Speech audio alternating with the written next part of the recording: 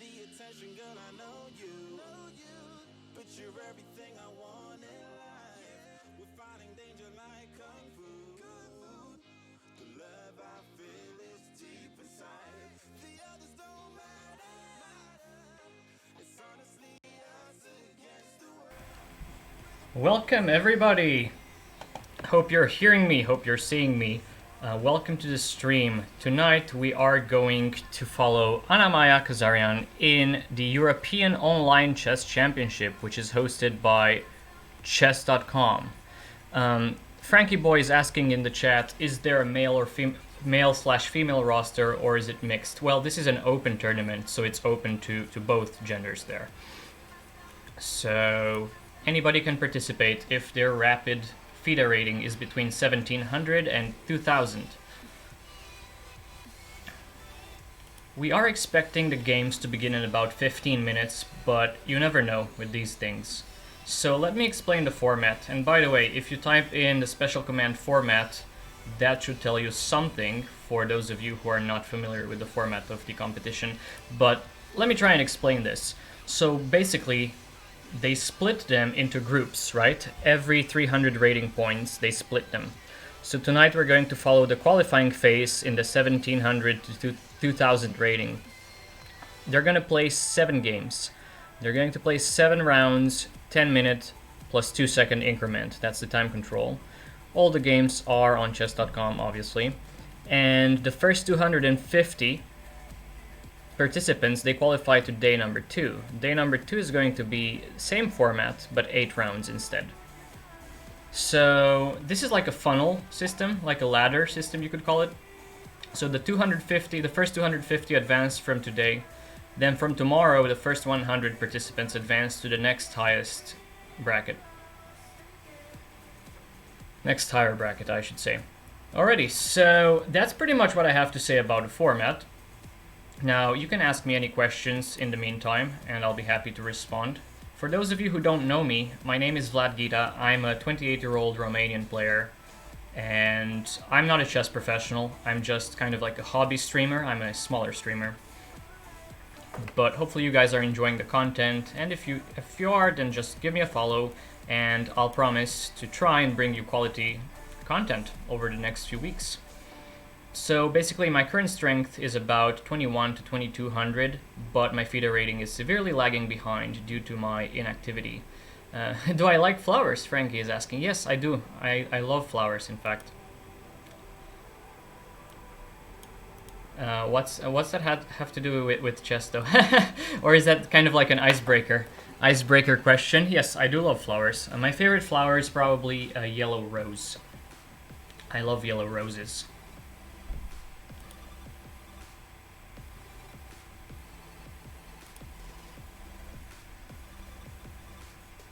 So we don't know when the tournament is going to start, but let's hope that the organizers don't have any last-minute technical problems and they're going to be able to start on time.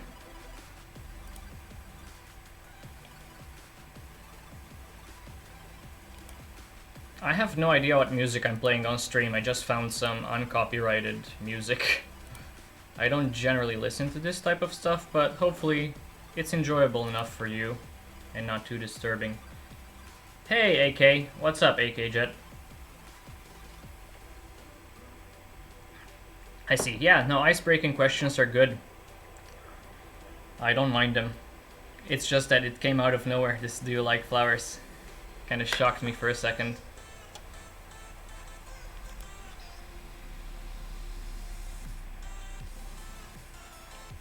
Expecting higher traffic than usual on my channel tonight. A real icebreaker. I didn't shave my legs. You might. Yeah, I'm not sure. I'm not sure the chat is particularly interested. And Anna-Maja is now hosting, so good to see that happening. Good luck to you, Anna. Hope you're gonna have an awesome tournament. Don't stream snipe. We already talked about this. It would be kind of funny if one of the participants, one of the covered people, would actually snipe the stream while playing to get all of the chat's ideas and wonderful moves that we are going to suggest here. Yeah, good luck, Anna. You got this. Just play your best moves. You don't have to interact with chat anymore. You're just there by yourself. We believe in you. I believe in you. Yeah, spam those emotes in the chat, guys. Come on, everybody. Stroopwafel and all the other Anna-Maja emotes. Show your support for one of the best chess streamers out there, if not the best. But of course, we are being subjective. So...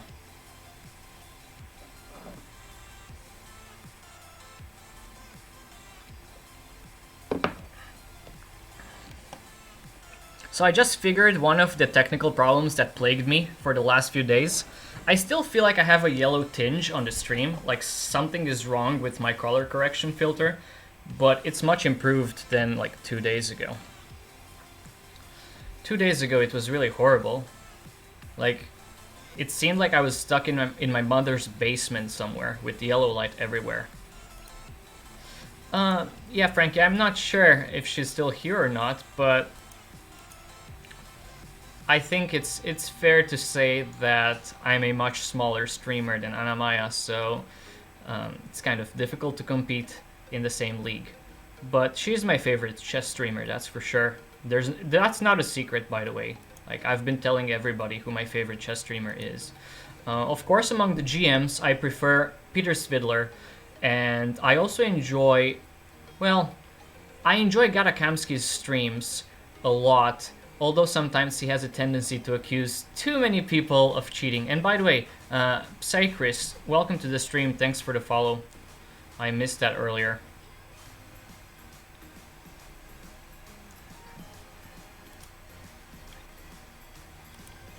For everybody who's new to the stream, welcome, guys. Something with my event list from Streamlabs is not working as intended. I wonder why that is. Oh well. We are gonna give it some time.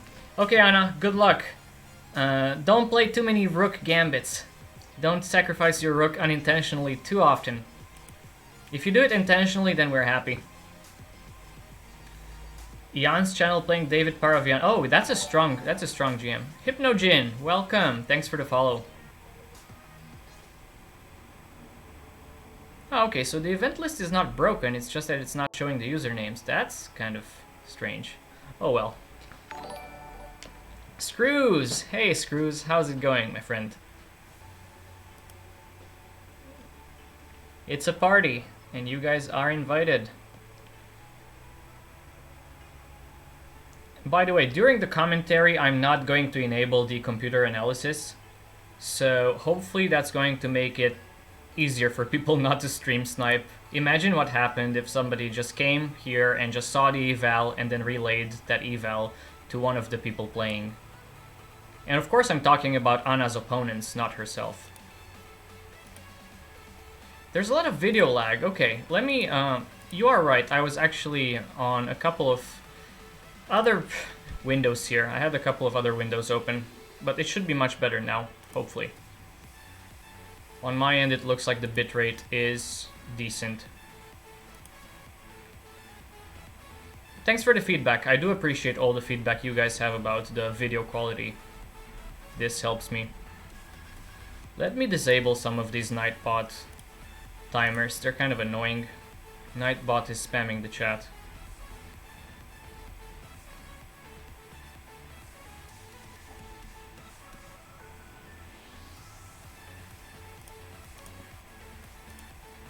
Yeah, it should be back to normal now. Yeah, thanks for the feedback. Really appreciate that. That was a mistake I made on my end.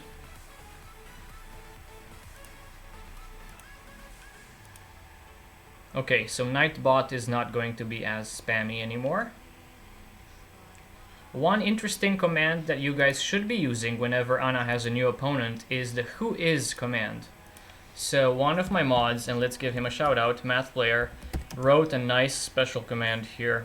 So if we try it in the chat now, let's try whois Anna-Maja 7. This should tell us something about her stats. Perfect. It works as intended. Once again, shout out to our mod Math Player for writing the custom command by reading through the chess.com API. Chris, I'm using a Windows 10 system for streaming. Yeah, I'm on a Windows 10 laptop.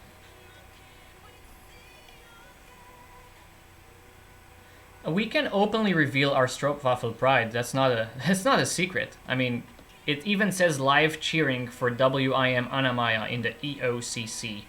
So I think it's pretty clear that the chat is going to be supporting one player and one player only for the duration of the stream. And by the way, we are expecting, hey Casper, we are expecting this stream to last for about 3 hours and 45 minutes, so it's going to be a rather long stream for me. So I might have to take a break in the middle, like in between two of the rounds at some point. But don't you worry, I got you covered. The break is going to be short-lived, like 3-5 minutes. So the time control is 10 minutes plus 2-second increments, so let's just, multiply that by 2. And assume that on average the games are going to last, let's say, 60 moves. Maybe some games are going to last 80 moves. So what's that?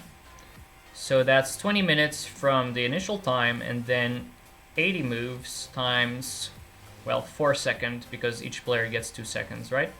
So 80 times 4, that's 320. So that's about, what? 5 more minutes? Yeah.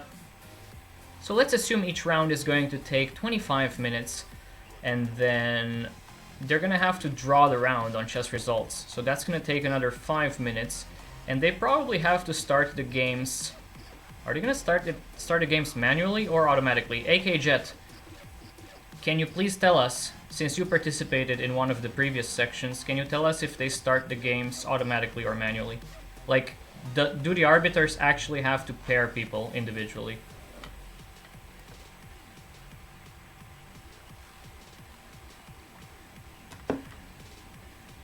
Okay, so it was around 4 hours in section B. Oh, it's a chess.com Swiss. Really? But they do have to input the actual FIDE rapid rating manually before drawing the Swiss. Yeah, that's gonna prove kind of difficult, I think. We shall see. We will see how it works. But let's hope they start on time. That would be really nice if they started on time.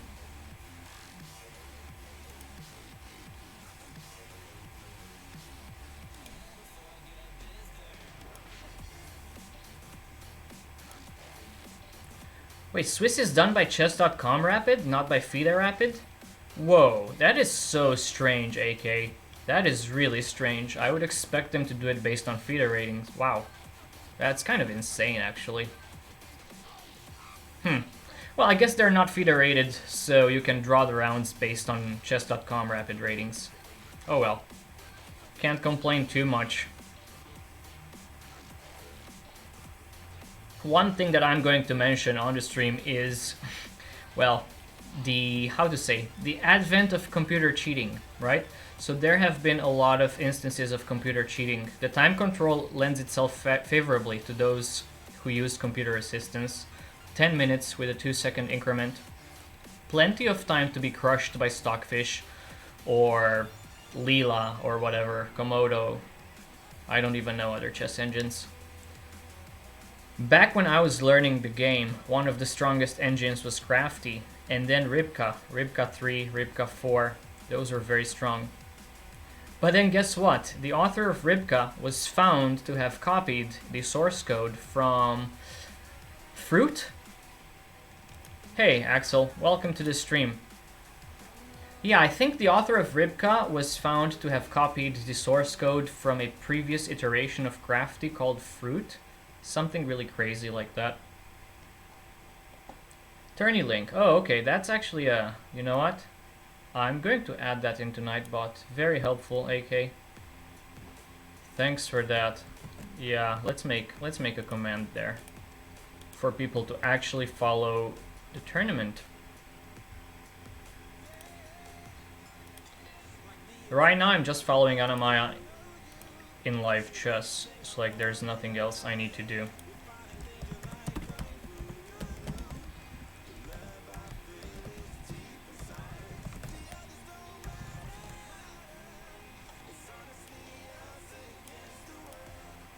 Okay, so I added the special command tourney. Let's check that it works. Tourney. Fruit.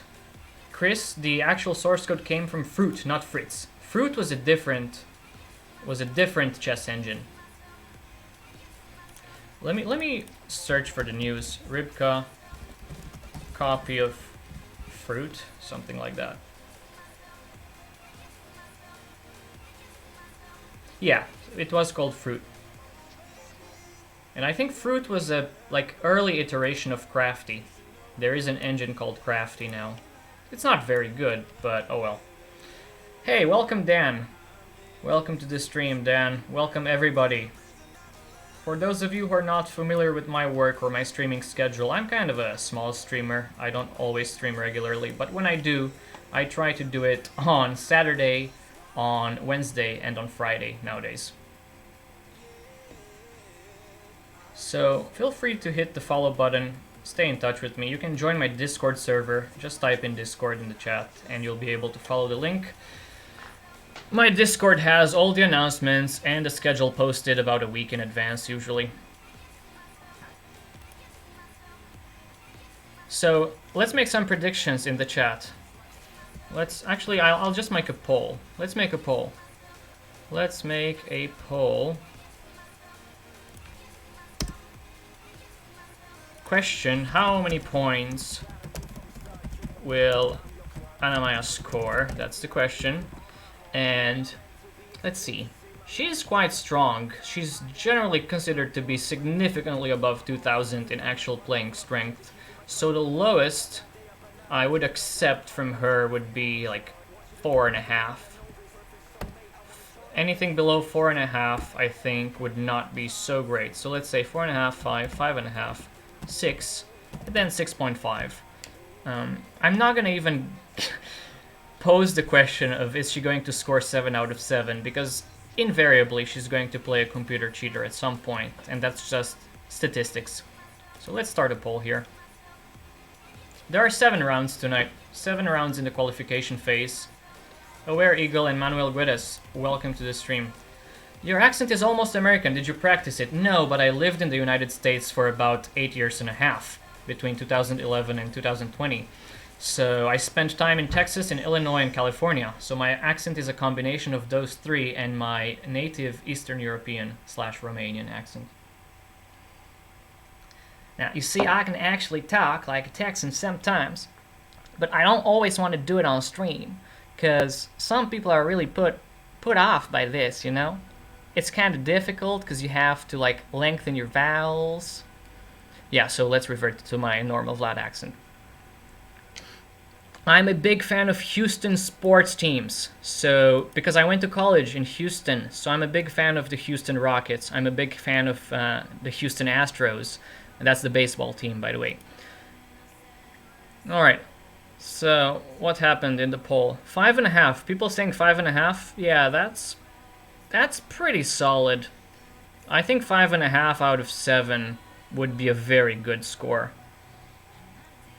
The NBA rules, Frankie, I agree, but they're on lockdown right now. Sadly, they have not been playing a game in 2 months now? Maybe more?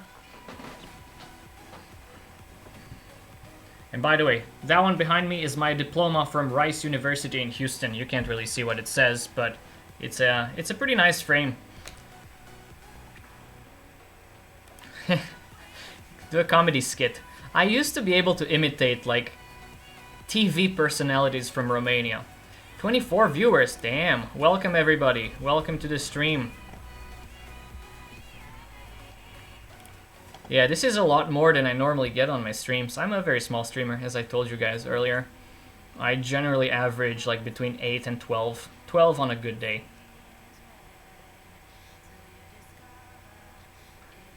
Oh, so Frankie, you like the old school NBA, I see. Back when everybody was posting up and not throwing up as many 3-pointers. That makes sense. That was back when the Boston Celtics were very good, or even the early, Shaq O'Neal and Kobe Bryant. Oh, wow. Okay, and the first game is about to start.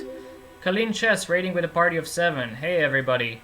My name is Vlad. I'm a fellow Romanian streamer. I just began streaming this event on chess.com. I'm commentating live on Anna-Maja Kazarian's games in the European Online Chess Championship 1700 to 2000 rating group.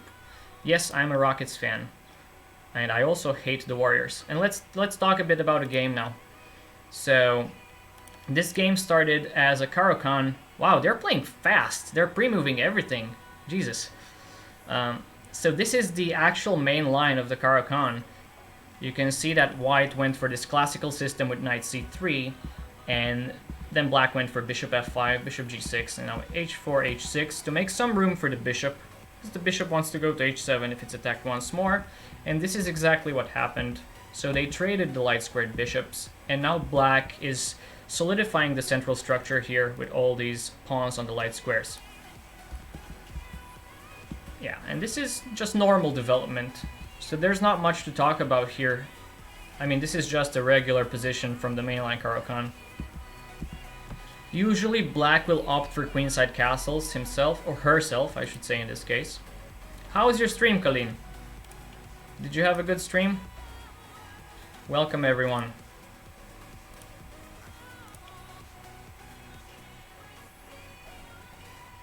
Okay, knight to e4. Generally, black is okay with trading minor pieces here, so I don't think that knight e4 is very accurate. Thanks for the follow. I'm gonna have trouble pronouncing Harsit Shrestha. Harsit Shrestha, is that correct? Did I pronounce that correctly? Okay, so that's exactly what happened. I mean, black was more than happy to trade here because it alleviates her space problem. When you have a lack in space, you're very happy trading minor pieces. g3. g3 probably trying to support this bishop to f4 move. So let's see. Maybe knight d5 could be a move. But knight d5 always runs into ideas like c4. So the knight would not feel very stable on d5. Ha! Knight stable? Did I make a pun? Was that a joke? Not really. That was unintentional.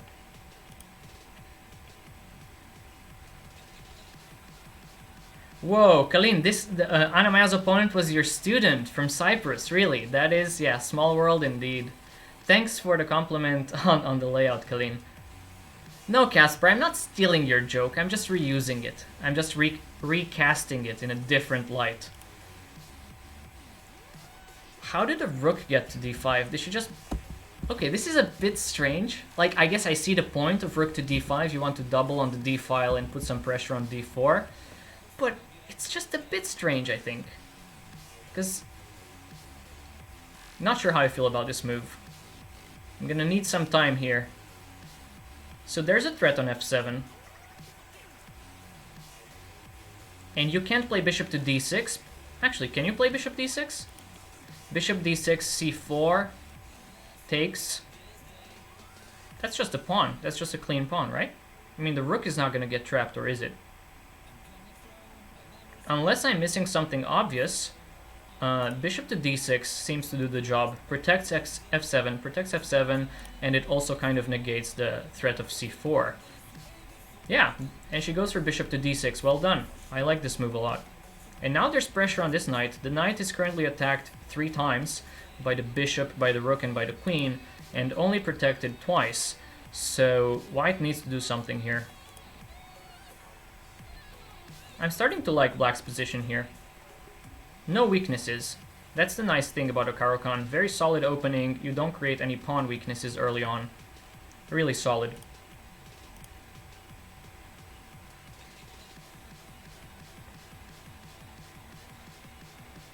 Stable horsey or horsey stable?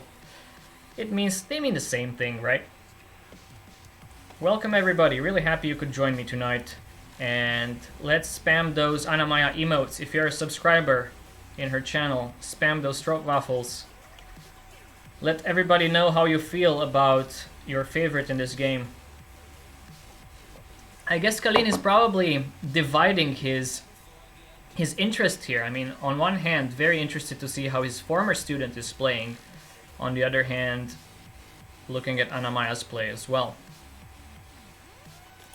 So, Colleen, you actually studied in Scotland. I didn't know that. Were you in Edinburgh or somewhere else? Like Aberdeen? What's the plan for black? Okay, that's a good question, Hypnojin. So the plan for black here is to put pressure on d4. So d4 is the pawn that really controls the dark squares in the center for white, and it kind of supports his minor pieces in the center. So black is almost always going to try to double rooks on the d file, and then either break with c5 or with e5. Generally, breaking with c5 is more desirable because you create an imbalance in the position, right? Imagine pushing the pawn to c5 and then getting rid of these two pawns.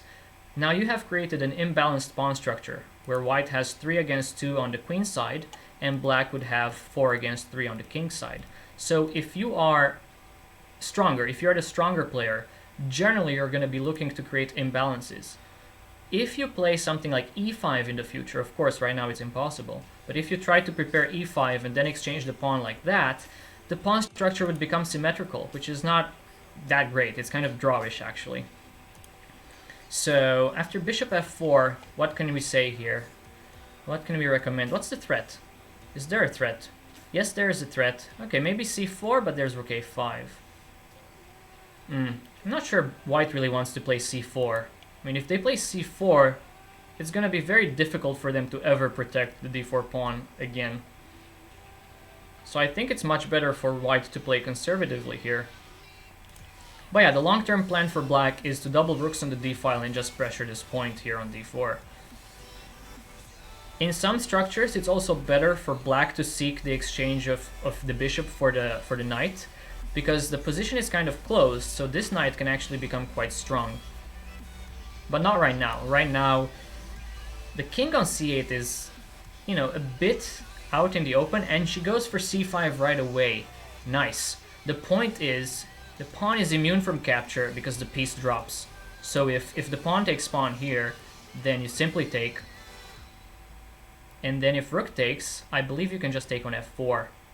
So now, yeah, that seems very good actually for black. They're going to win a piece there. Very good move, c5. Putting pressure on d4 right away. And now c4 is not a good move because just rook takes. If c4, rook takes, and then let's say rook takes, pawn takes, and after rook to d1, after rook to d1, maybe simply just rook to d8. Yeah, I think this is more than fine here. So let's see how white responds. And the time situation is a bit imbalanced. White still has 8 minutes, black has only 5 minutes.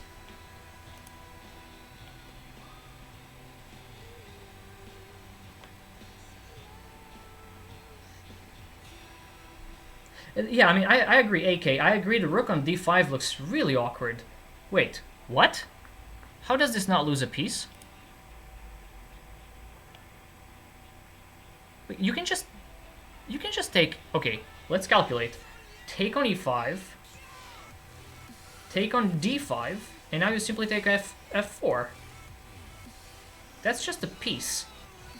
Or no, it's not a piece. They can retreat the rook, and then you can play bishop e5, and black has 2 minors for the rook. Okay, I see. So white actually went for this. I don't think the evaluation of the computer would agree with white's play here. I think this is speculative and not good.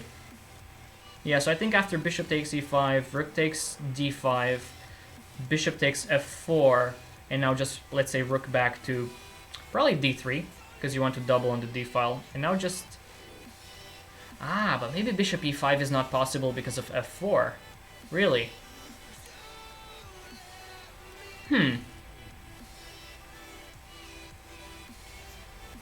How about this? How about bishop takes e5, rook takes... E takes d5, bishop takes e5, and now rook e8. Oh, this is not enough because they have f4. Yeah, they have f4. This is a complicated position all of a sudden. So I think she's hotly debating whether to take here. I mean, she has to take on e5, but what happens after white captures the rook and black captures f4, the rook goes back, let's say, to d3. And where's the bishop from f4 going? It cannot go to g5 either because also of f4. Yeah, this is a bit sad. And by the way, you can never take on c5 with a bishop There's a nasty discovery here. There's knight to g6. Attacking the queen and also attacking the rook in the corner. Wow, what a position. Is she in trouble, guys? Is she in trouble here? Can you take... Wait, why can't you take here? Rook takes e5. Rook takes e5, pawn takes here, bam. Bam. And then take f2. Ah, this is not necessarily that great. So take, take, take, take. Take f2, nothing better. And d7, the entry point is protected, but it's going to be very difficult for black to bring this rook into the game. Yeah. This is a very awkward position now. She is in time trouble.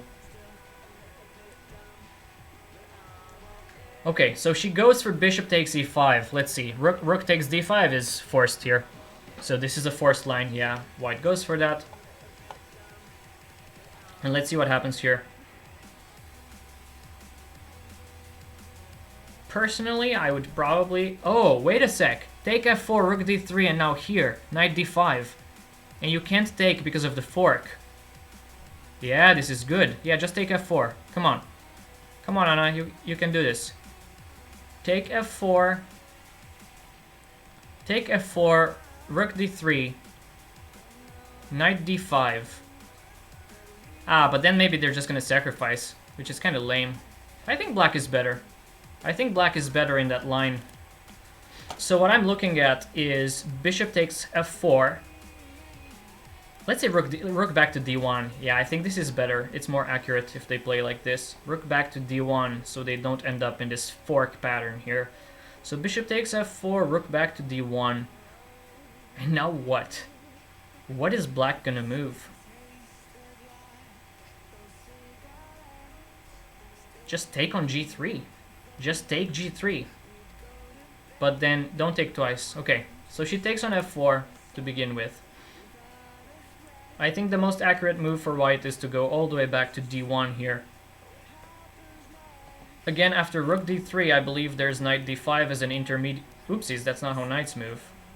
So rook d3, knight d5, intermediate move. Hoping to save the bishop that way. Hoping to save the bishop from g5 and then 3d7. Yeah, this is a very tricky position. I mean, it's not immediately obvious to a 1600 player why they should go back, but it was obvious to this one. Yeah, this is complicated for sure. I would probably just take on g3 here. It's a sad state of affairs. Or just go back. How does she plan to respond to f4 though? Just knight d7 maybe? Oh, she's in severe time trouble, guys. She's in severe time trouble. This is going to be very difficult to hold. Because white can gain some material here after f4. New channel name, who dis? Welcome, Akash. Let's give a shout out to one of my former teammates from University of Illinois. He's a national master in the United States. Go follow him. Very strong player. The time control is 10 plus 2. 10 minutes plus a 2-second increment. I actually failed to see rook h e1. I failed to see this move. So, can you just take... Nah, but that's just bad. That's just really bad. Welcome to the stream, Henner NL. Thanks for the follow. Yeah, I think here just take on d7 and then take on e5. And white is up a pawn, and it's a pretty important pawn. And this pawn is a bit menacing. Wait, what? Why? Why? Why did white not take on d7? Am I missing something here? This was a terrible blunder, f4, I think. I mean, c5 is weak. If c5 drops, then black has no problem here with the two minor pieces. Do you really want to play something like b4? Probably not. You want to play something like queen c4? You still drop the pawn. Wait, I think f4 was just a horrible blunder. We're going to check with the computer afterwards. I'm not going to enable the analysis until the game's over. Okay, come on, Anna. You got this. You got this. You can threaten mate with queen b6. You can do a bunch of nasty stuff. Queen b6, knight a4 would be an idea. Yeah, let's go. This has to be winning for black. Knight a4 coming next. c3, knight a4. And there's a threat of taking on c3 with a horsey. Family fork. Boom. How else are you going to defend? You don't want to defend with b3. b3 just seems like a lost cause. Queen a5, queen c3, and then just mate somehow. Very importantly, the two minor pieces that black has are actually protecting the entry squares in her camp. Come on, Anna, make a move. Move! Okay, trading rooks is okay. This is fine. Got a pre-move here, that's right.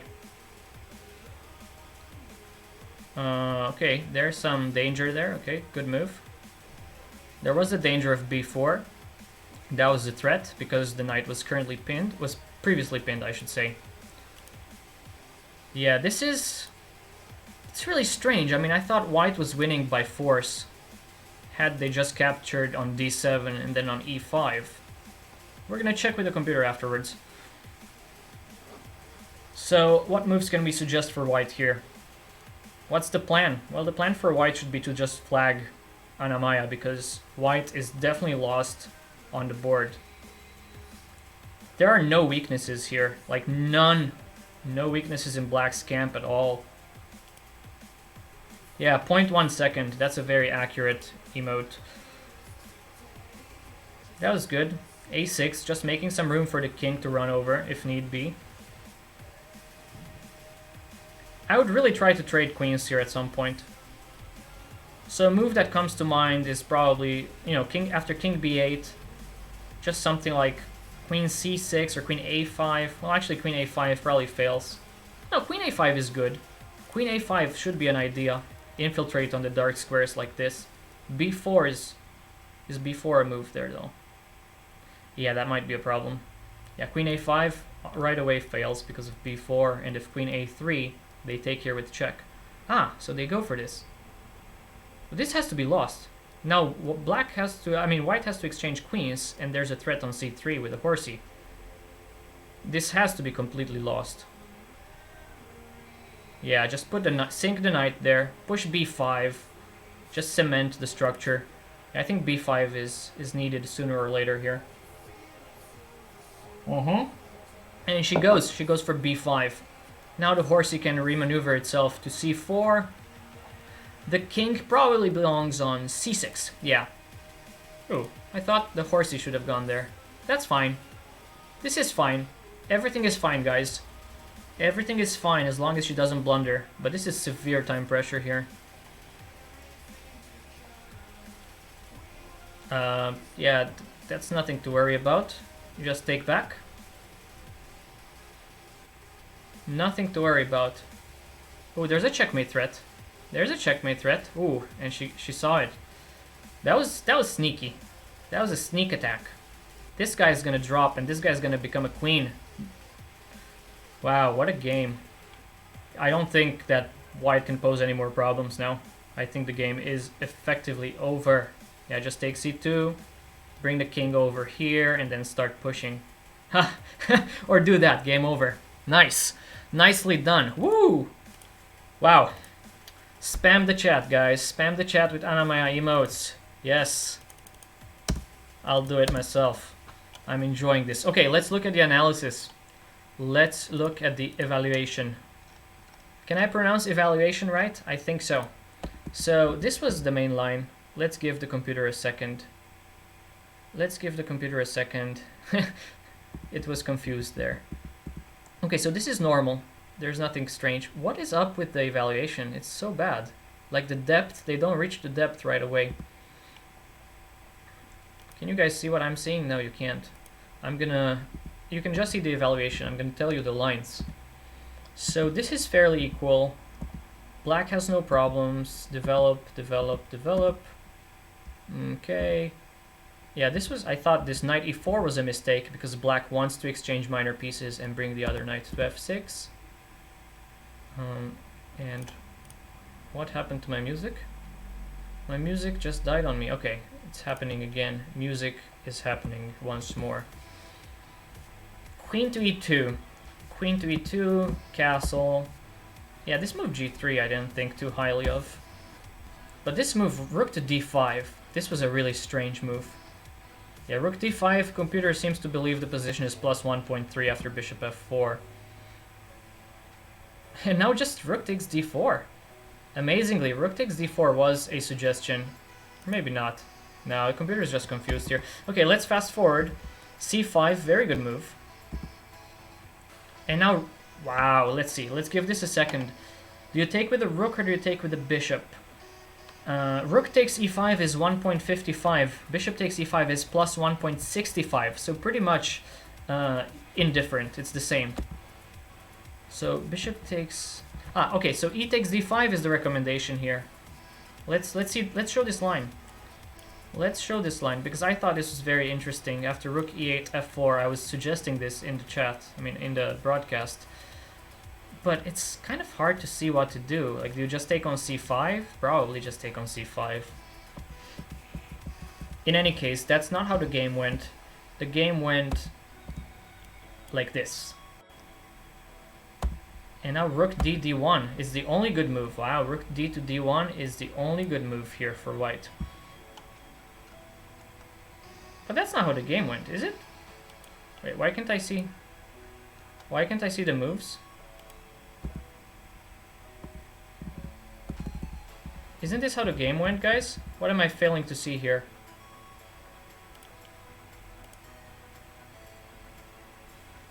It's analysis, it's not great.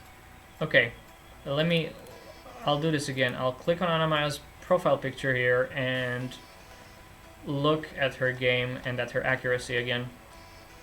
Chess.com is a bit slow today, it feels like. Yeah, 97.2 accuracy is very good. Okay, so let's pull this guy up here. Let's look at the analysis once more. Why am I such a boomer? I don't know what I'm doing. I'm just clicking random stuff. I don't think knight d5 was a blunder. I think the blunder was somewhere else, but not with knight d5. I still have this ugly yellow tint. Jesus, something is really wrong with my webcam. I have to do some color correction later. In any case, can you guys see this? Kind of. You can kind of see it. But why am I seeing this from white's perspective? Doesn't matter. It does not matter.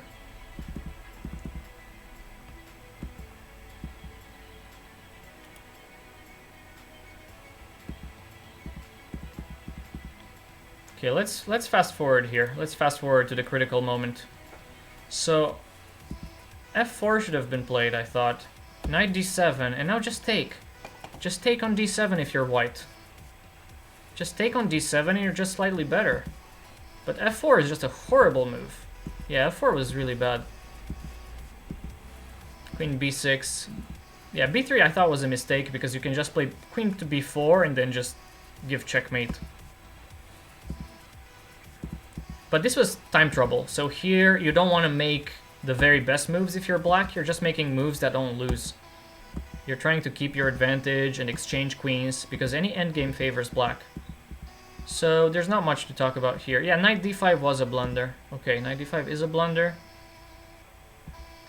Because you can take on a2. I actually didn't see this. You can take a2 and then take b4. Yeah, it was a bit difficult to see in time trouble for her. Okay, there's not much to talk about here. I mean, just white cannot generate enough counterplay with one rook against two minor pieces. And that's the game right there. Once the c2 pawn drops, it's just game. Alright, so knight d5 was a blunder earlier, but it won the game for black in the end. Nice game. This was a nice game. Okay. Yeah, add that to a list of quotes. Why am I such a boomer? Phew! Man, this is like commentating some type of horse racing event. It's very, like literally, it's like a horse that's racing around the board to capture all the pawns and the rooks on the board. Okay, I'm gonna play around with my webcam here. Just give me a second. I don't know what I'm doing, but I'll try to do something nice. Because I have a yellow tinge that makes me look very unhealthy. I don't like when I look unhealthy. Okay, this is maybe slightly better. Like, I look like a freaking zombie. Like a vampire. But my name is Vlad, so maybe I can get away with this vampire looking... Ew, this doesn't work. I have no idea why I have this really... Ew, that's an even worse yellow tinge. Gosh, what am I doing?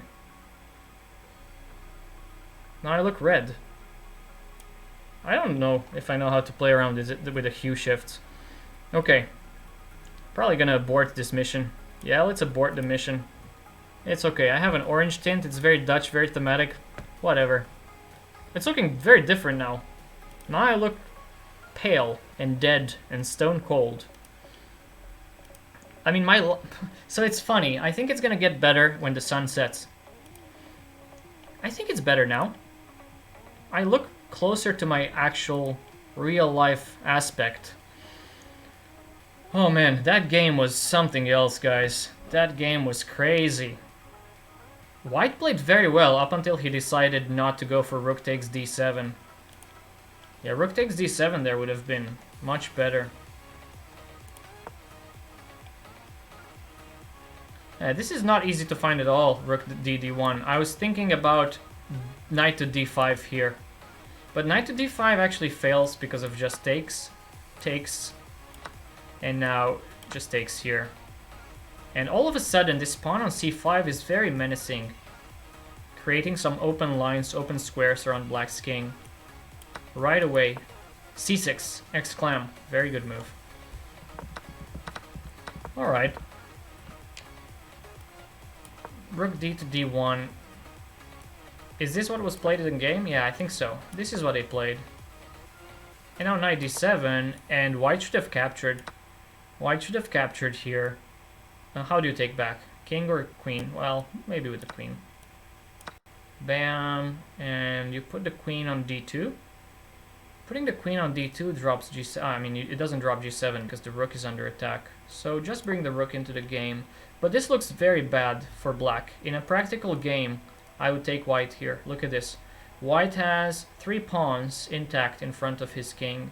Black barely has 2 pawns in front of her king, and this pawn on c5 can always create some open lines. Yeah, very hard to defend like this, especially in time trouble. White should have gone for this. Okay, but a win is a win. We're gonna take the win. We are going to take the win and move on.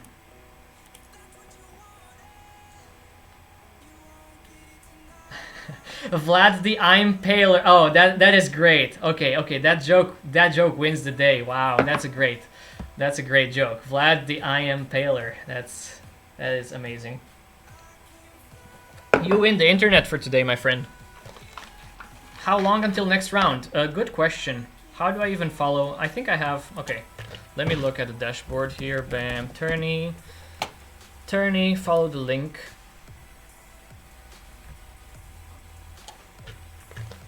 Talking so much makes me super thirsty. I'm probably gonna drink like 3 liters of water during tonight's broadcast. Because I have to talk fast. And much. I have to talk a lot.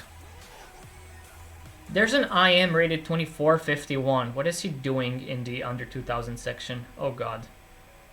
This is just ridiculous. No games in progress, really.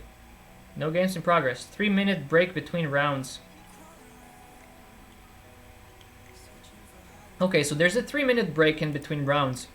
So we should expect... Another login has been detected. Oh my god. Technology is so difficult. Let's go back to live chess. And follow Anna-Maja's next game, which should begin in about 3 minutes. Yeah, if she goes under 1 minute in the middle game once more, that's gonna give me a heart attack. Phew.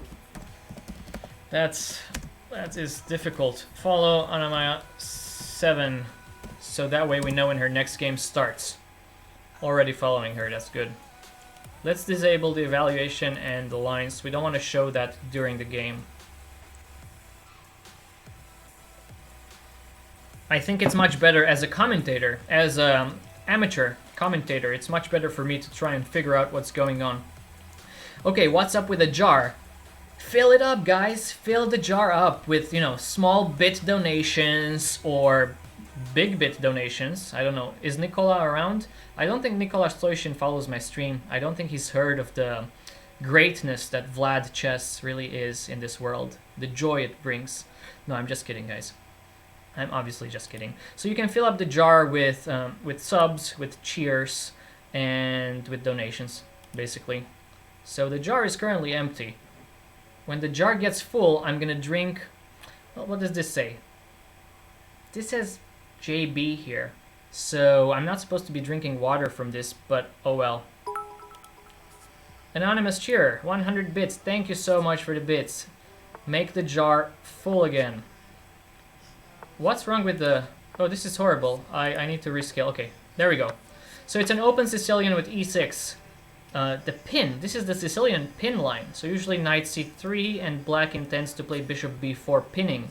But this is considered to be slightly unsound. So let's see. Oh, okay. They go for the Scheveningen variation. So they go for this small pawn center. And yes, I know my Dutch pronunciation is quite horrendous. Bear with me, guys. I don't speak Dutch. But at least I don't say Scheveningen, which is what most other players would say. I'll try to say Scheveningen, but maybe that's slightly closer to the accurate way of pronouncing it. Not sure.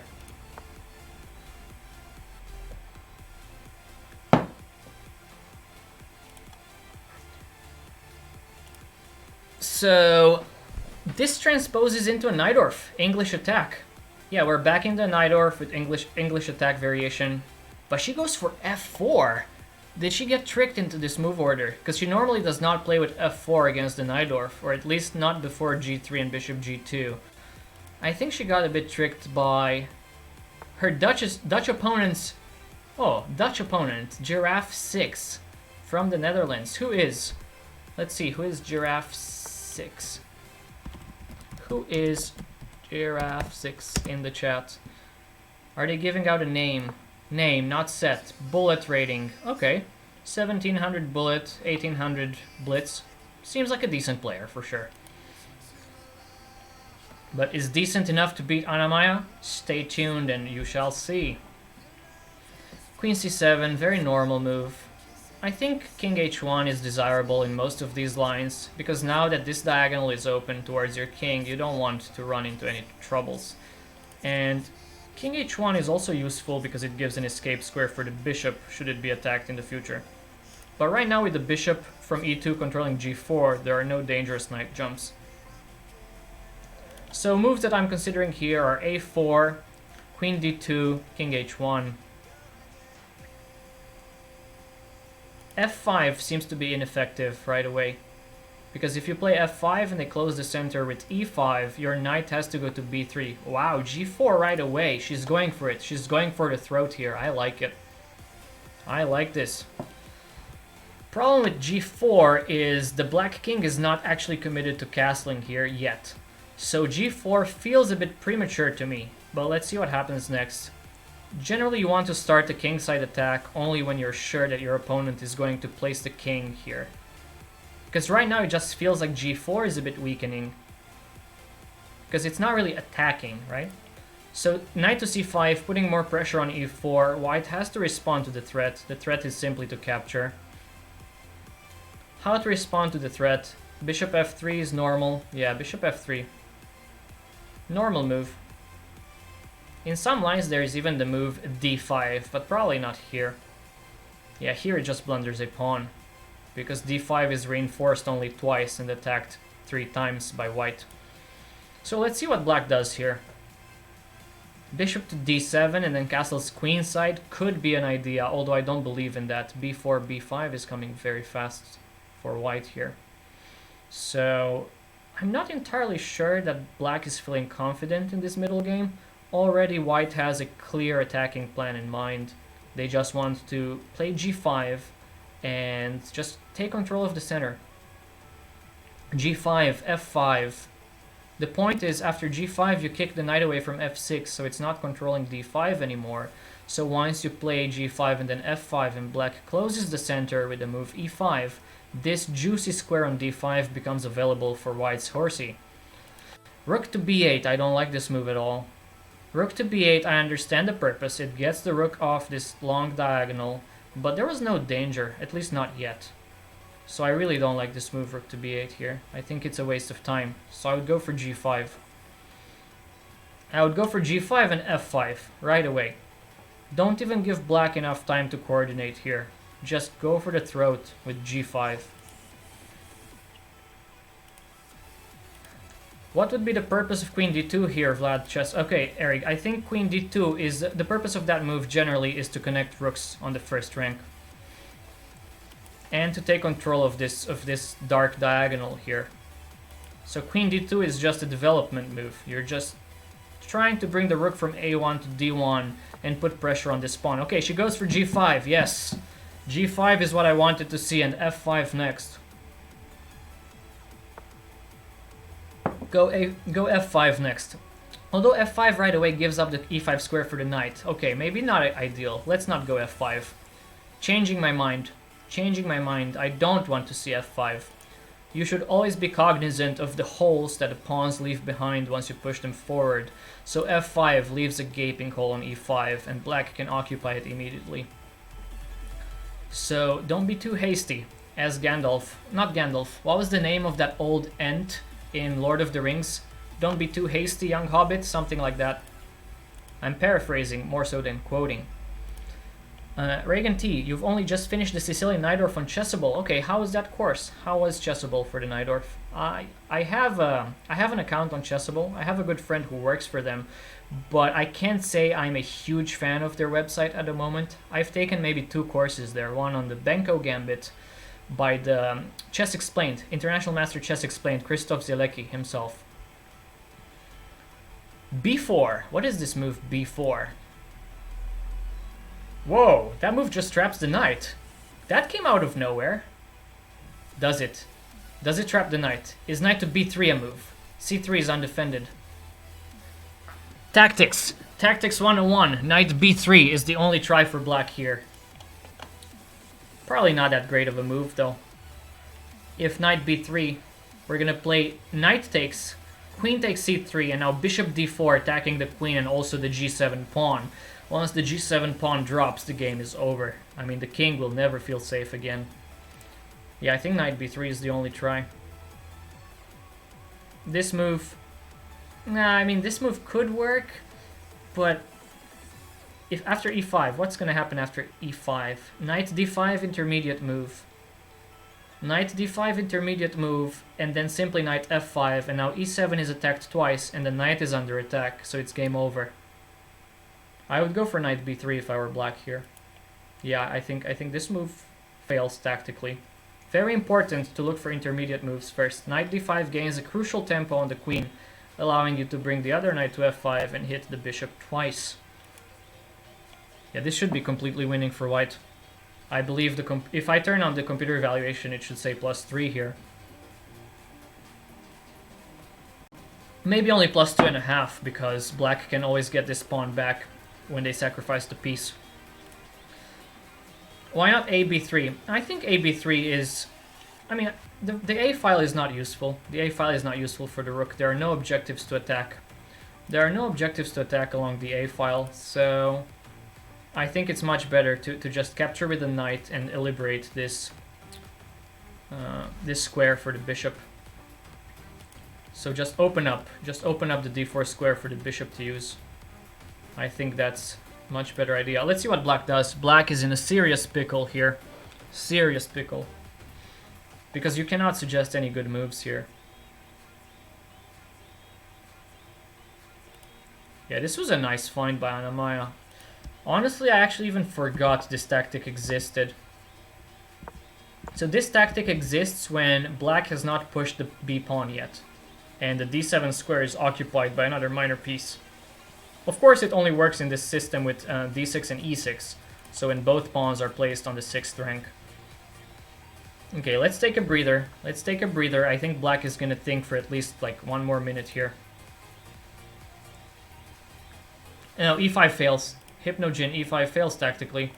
e5 fails after knight d5, queen d8, knight f5, and now e7 is attacked twice by both knights, and c5 is still hanging.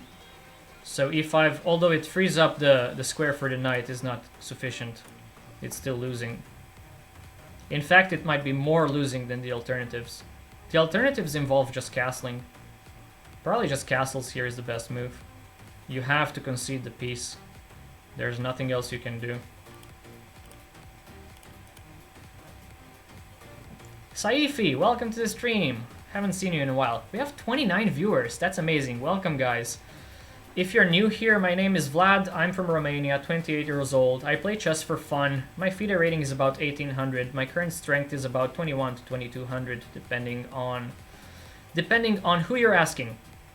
My blitz rating on chess.com is currently 2300, so I think that reflects my current strength.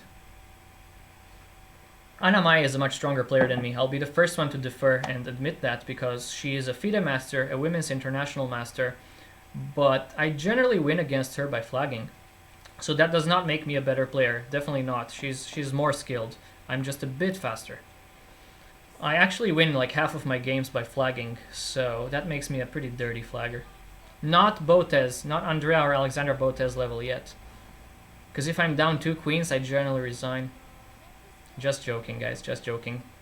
I have nothing but respect and love for the Botez sisters, who have been doing an amazing job with their stream and promoting chess and doing a lot of good stuff for women's chess as well. Yes, spam those dirty flag emotes from Botez Live. I love that. Oh, thanks, Eric. You're so nice. Chess.com and FIDE ratings are similar on average. That's a very difficult one. Which Botez sister is your favorite? Is this a trick question? My favorite Botez sister is Chiyu Jo. I will go on the record and admit that. But let's talk more about chess and less about my favorite Botez sister. Although it's a good question. It's a good question. What was I saying? I lost my train of thought. Oh yes, I was saying thank you so much for the nice words, Eric. I really appreciate your sentiment. And then to answer the other question about chess.com and FIDE being equal, I think chess.com is a bit inflated.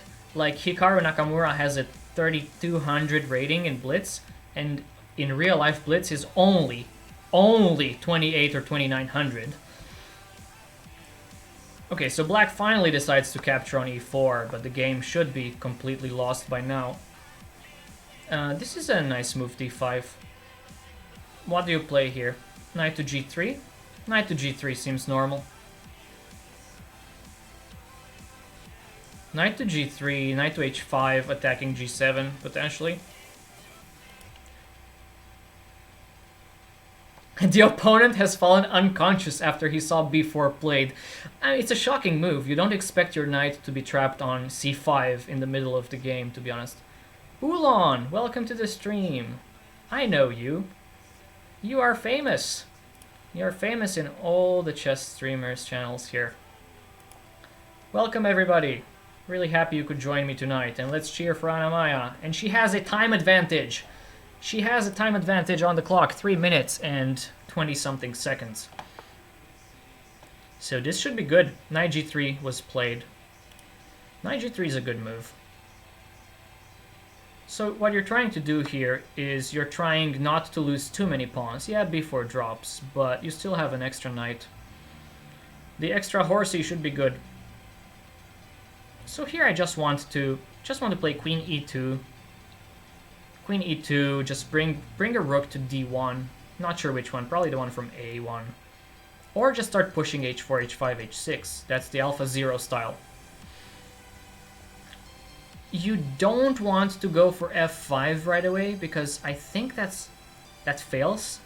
So okay, f5, e5, bishop takes d5. This is very dangerous. You shouldn't sacrifice a piece for no reason like this. Yeah, no need to play like this. What you could do is you could play bishop h5 and threaten this knight takes e6 move, because the f7 pawn is pinned. So bishop to h5 would be my move in a blitz game, because it actually provokes black into doing something, responding. So whenever you play blitz or... Somebody clipped that, so I'm on the record now. Okay, great. Great. But no, I actually have a very good explanation for why Chiyu is my favorite of those three. So, this will be a humble brag, but my girlfriend, who is of Taiwanese descent, actually looks quite similar to Chiyu. Like, I'm not even joking. So I think I have a special, Chiyu has a special place in my heart because it reminds me of my girlfriend, who is currently not here with me in Romania. She is working remotely from Taiwan. So that's good. Taiwan, they have great discipline in their healthcare system. Very safe country, not so many coronavirus cases. Really doing a great job there. Yeah, but let's be honest, among those three, Chiyu is also like the highest ranked player, and she has a long-standing reputation of big results at international competitions. And she's a freaking WGM. No, she doesn't really play chess. I mean, she knows how to move the pieces and how to solve those like one move or two move tactics. Her tactics rating used to be like 900 on chess.com a while ago. And Crow, welcome to the stream, thanks for the follow. Okay, so after bishop b4, bishop g4 was played in return. Okay, instead of bishop h5, she went for bishop g4. Is she threatening to take here with the bishop? Wow, this could be on the agenda. Bishop takes e6 is probably an actual threat. And the opponent just does not respond. Let's go for this. Bishop takes... f takes e6, knight takes e6, the queen is under attack, and g7 is falling with check, and the knight can always return back here. This has to be winning. King safety, guys. King safety is the most important positional feature. If your king is not safe, your position sucks. Plainly. Plainly said, your position sucks whenever your king is not safe. I think I would start with bishop takes e6 here. It seems more forcing. Because after knight h5, the opponent can just castle, right? She's probably calculating the sacrifice right now. My eyes would light up and sparkle whenever I saw something like bishop takes e6 here. Yeah, this would be a nice move to play. So not only are all the pawns falling, I mean, this guy's gonna fall, this guy's gonna fall, and this guy's gonna be under attack at the end of the line. She goes for it, yes! Bishop to e6. There we go. Predicted it. I predicted that. That's the great move. That's the best move. We're gonna check that with the engine at the end. But it looks too juicy not to play this. Looks too juicy. Just destroying the pawn shelter in front of black's king. And when that pawn shelter is destroyed, the rook on the f1 square is going to become very active, assuming that black can, assuming that white can open the file. Sorry, I don't know what I'm talking about anymore. Chess is too complicated. I just knocked something over. It's just an empty bottle. Don't you worry. I would just sacrifice the exchange here. I would just take on d5. Yeah, I would just take on d5 and then just sacrifice the exchange. I mean, I'm in a sacrificial mood, as you can see. Yeah, no need to give this bishop away. Just take on d5 and let black take all your material, but you still have 4 minor pieces. Black has only 2, and none of them are really playing in this game. All the pieces for black are spectators here. Almost none of the pieces are placed correctly. And this knight on d7 is just a horrible piece at the moment. Yeah, just take d5 with the bishop, and then let black capture more material, because greed is not good. Whenever your king is unsafe, greed is not good.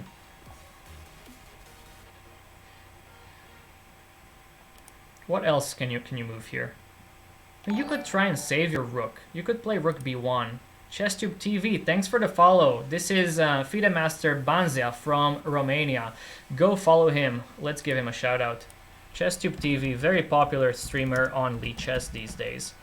Streams in the mornings, mostly. Has one of the nicest, if not the nicest layout I've ever seen for a chess streamer lately. So give him a follow. He's a fellow Romanian player. Very strong. Actually, he's not a FIDE master. He's an international master. Black player offered a draw in this position. Come on, don't disrespect her like that. She's a FIDE master. She's not gonna accept a draw. This is +5. This position is at least +5. Okay, let's take a peek. Let's take a peek. Come on. Come on. It's not +5? Yes, +4. +4.8. There we go. This position is +5, guys. You can't accept a draw. Bishop takes d5. There we go. Anna-Maja channeling her inner Vlad and just going for the sacrificial idea of just giving up the exchange. It doesn't matter. This rook in the corner doesn't matter. This bishop is actually probably stronger than this rook. Is he gonna take the bait? Is Giraffe 6 gonna take? Yes. Alright, how to kill, how to checkmate here. Like this. You threaten checkmate in 1, that can never be bad, right? Yeah, this is game over. f6 cannot be played because of the pin. So now he just has to give up a lot of material. Take with the pawn, yes, and then push e6. Push e6 anyways. e6, followed by e7. And maybe e6 doesn't work. Actually, no. What am I saying? e6? Oh yeah, e6 and then bishop f4. There we go. But e6, bishop f4 doesn't work because of queen c5 and the bishop drops. Knight to d6, much better. Yeah, she's playing much better than I could ever suggest. What do you do here? Do you take? Do you actually take here? No, you don't take. You don't take. Knight h5 on the agenda, possibly. a4 even. You could play this quietly. The positional advantage is so overwhelming. White can... Whoa! What was that move about? f6. Never play f6. Bishop takes g6 and this is gg. There are so many lines opening up right now. Yeah, there we go. So many lines opening. Knight f7, interference. Knight f7, interference tactic. Let's go. Let's go. Knight f7. Okay, that works too. I like knight f7 though. Knight f7 was something I really enjoyed. Knight coming to f6. Wait, what? Just take. Just take that. Yeah. Just take this one too. There's so much material to be taken. Checkmate threat here. Just put a knight here and then just fork. Yeah, or that. Threaten checkmate. And checkmate in 1 on the board. Excellent game by Anna-Maja. Really excellent game. Amazing. Amazingly played. I was a huge fan of how she played after rook b8. So as I said in the game, I thought rook to b8 was a big mistake. It's just a loss of a tempo. It doesn't do anything there. Position is... Wow. Position is already plus 2.5 after rook to b8. Or, sorry. No. Before rook to b8. Wow. After rook to b8, it's plus 4. This is amazing. Well done. Screws07, that comment is borderline, man. Watch it. Watch the language. I'm trying to make this family friendly. Oolon, thank you so much for the tier 1 subscription. I am aware I don't have emotes yet. In fact, I have a cool explanation of why that hasn't happened yet. But I promise to work on that. Emotes, that's the special command. Thanks for the sub. I promise I'll be working on that.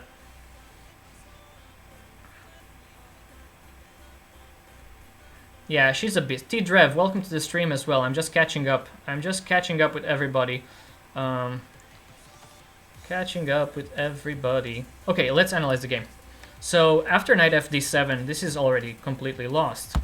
b4, great move, trapping the knight in the middle of the board. This is the move that I wanted to see. I wanted to see this knight to b3. And here I think I would opt to take with the knight, just so I have bishop d4. But maybe this is just stupid on my part. Yeah, this is just stupid. So how do you take here? Do you take with the a pawn? I think I would take with the c pawn just to open c1, to open the c file for my rook. I don't know. I don't know. It's difficult. It's actually difficult to evaluate how to capture here. In any case, what I'm gonna do is I'm going to click on her name once more, look at the analysis, at the report. Let's look at the accuracy and then figure out what happened in the game for 91.9 versus 25.6 accuracy. Wow, that was murder. You've witnessed murder, guys. That was pretty bad for black. I just think black got really tricked by this move order that white employed. The early f4 especially, very dangerous. How do I make this bigger? Like, oh, okay, I just drag? I think I just drag. Again, I'm a boomer with this type of stuff. No, it doesn't work. It doesn't want to work. Okay, you guys can see this. You have good eyes, you're young. So this started as some type of e6 Sicilian, either Taimanov or Khan, but then black reversed course and they actually played knight f6. I was thinking that they would play the pin variation with bishop b4. Screws, thank you for the $10.89 donation. I'm pretty sure that's 10 euros, right? There's something with the conversion there. Okay, so I was thinking that black would head for the pin variation, but they actually transposed back into this type of Scheveningen Najdorf hybrid. So bishop e3, a6, we're back in the Najdorf. But this f4 move, this is maybe not as common. So I think black just got tricked. Usually there's a saying in the Sicilian with black, you should not develop your king's bishop before white develops their king's bishop. The reason being that oftentimes white just plans to launch an attack by just developing the queen side first. So I don't know where I read this in a book recently. I'm not sure if it's necessarily true, but I read about it. So this knight c5 was already bad. Bishop f3, very good. g5, this is winning. This is absolutely winning. b4, takes. This move d5, of course, it's good, it comes with a tempo, but black is already down a piece, so there's not much that black can do. So bishop takes b4 is very greedy. Bishop takes b4 is very greedy. Black should really try to castle and just tuck their king safely. So f5 was actually a move here. Wow. I didn't think f5 was a move. What happens after f5 and e5? You just take on d5? You play f6. Wow. Okay, this is a bit sharper than I wanted to make. No, bishop d5 is what you play. Really. I was suggesting this in the commentary, but I thought it was a bit unsound. There was no reason to sacrifice a piece like this. Maybe there was. The two bishops are very strong here. Two bishops are very, very strong. Okay, but she played it more like, how to say, she played it slower. She played with bishop g4, attacking. And here the opponent just missed the threat. And the threat is bishop takes e6, which is exactly what she played. And now just bishop d5, very nicely done. And of course the game is just over, it's +9 here. So let's just fast forward. Knight g7 right away was possible even. Wow. I mean, there's not much to talk about here. All of the moves are winning. f6, terrible move because you open lines towards your king. And now black has to sacrifice. Knight f7, yes. Knight f7 is what I wanted to see. The interference tactic. Cutting off the queen's access to the h7 square, which is a mating square. So I wanted to see knight f7. It was a very beautiful move. But she went for something simpler, just exchanging material. And yeah, that's pretty much it. So the third game started, and we're back. Another Caro-Kann. Wow, I don't get a breather, and the opponent plays the advanced variation with an early h4. Okay, I'm not so familiar with this. This is Tal's line. I think the early h4 is Mikhail Tal's line.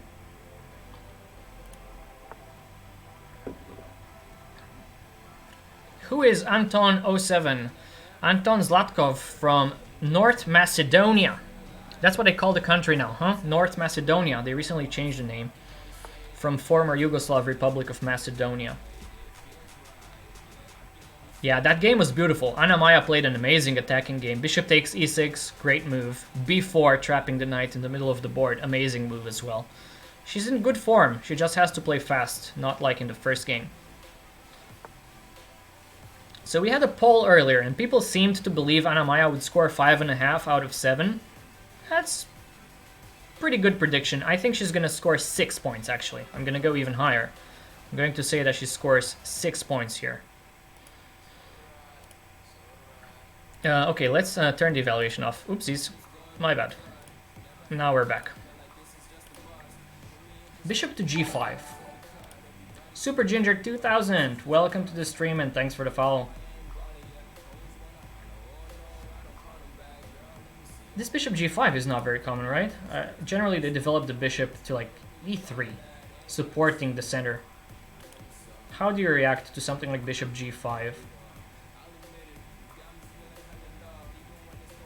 So you have to be careful here, because you don't want to play something careless like knight d7, because then they're just going to take, and if you take with the c pawn, they're going to play knight b5. So you also don't want to play knight d7 and have to take with the e pawn, because that just looks weird for your pawn structure. Queen b6, good move. Queen to b6 is a good move. Just putting some pressure on b2, asking some questions here. Yeah, bishop g5 was kind of strange. So she's taking advantage of this move almost immediately. Actually, right away. So bishop g5 has a drawback of not protecting b2 anymore. What does black do? Gets out of the pin on this diagonal, puts the queen on a more active square, and attacks the weakness created by the bishop's last move. So, very nice positional idea here by Anna-Maja. Next, you have to find a way to develop. So knight d7, castles queenside, and then maybe even push c5 later. This seems to be the regular plan for black here. In a structure like this, Aaron Nimzovich, the proponent of his system of playing, right? Nimzovich wrote this book called My System, very popular even now. So what he was saying in that book is you should always seek to attack the base of the pawn chain. By pawn chain, we understand pawns which are interlocked on the board.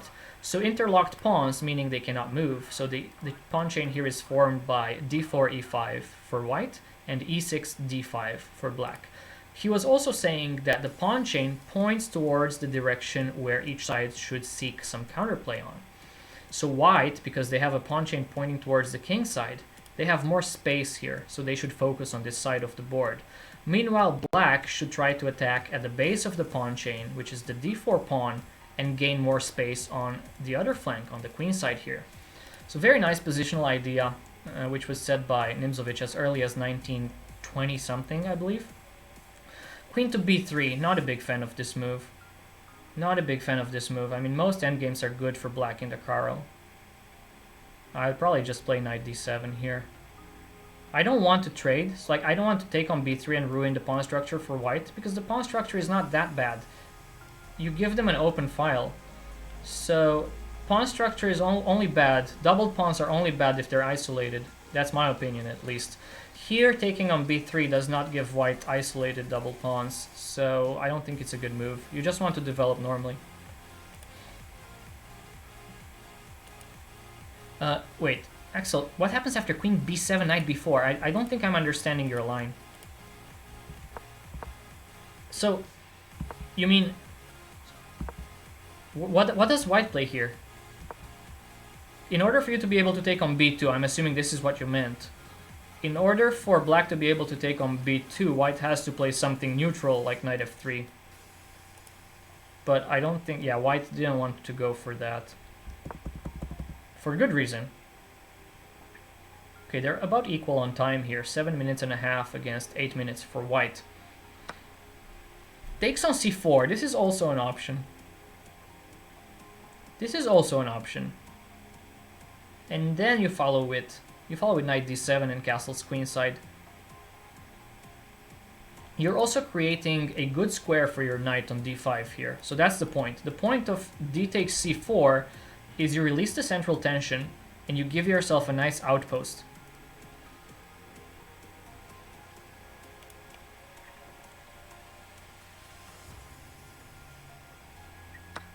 Okay, so wow. Really? I'm liking black here. I'm really liking black's position. Wait, what? Why? Why give the bishop pair so easily? I think black is much better already. It's just simpler to play this position with black. You're just going to put a knight on d7. You're going to castle probably kingside. Bring one rook to d8. And then just start chipping away at the center. The center just crumbles here for white. There's no way for white to keep the center intact for a long time. Just knight d7, knight b6, knight d5 maybe. Castle's kingside is a move as well. There are so many good moves for black here. The bishop pair is very strong. What you don't want to do is you don't want to be hasty and play c5, because then you just blunder the spawn and there's a fork on c7. So you should just develop the pieces. Okay, she goes for castles kingside, normal move. With the queens off, you don't worry too much about this pawn being on h5. With the queens on the board, you normally don't want to castle when you move the h-pawn, especially not to h5. But here without queens, this is safe for black. Should be safe. Yeah, I think her position is very good, and she's very good in the endgame, so feeling good about this game. Knight f3, normal development for white as well. Now just knight to d7, or knight to a6 even. Maybe knight to a6 is even better. Knight to a6 does not block the d file, so you can put pressure right away by doubling rooks. Yeah, this would be my plan actually. My plan would be knight a6, rook f d8, rook d7, rook a d8. Put more pressure here and use the knight to create more threats. Like knight a6 goes to b4, it could support the c5 break, and she goes for this. Excellent move, knight a6. Really nice move. Yeah, it feels like I'm actually anticipating her moves today, which is a change of scenery. I normally don't anticipate all her moves like this, so I'm really happy with that.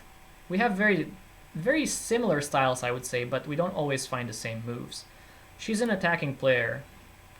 200 followers looking pretty reasonable. Yeah, I mean, we still have 8 days to go. And by the way, guys, I'm not doing this for like the fame and the glory. I'm just enjoying doing commentary and streaming chess. So don't feel pressured into like, you know, donating large amounts of money to my channel. I'm just enjoying myself. If you guys can spare anything, I always appreciate it.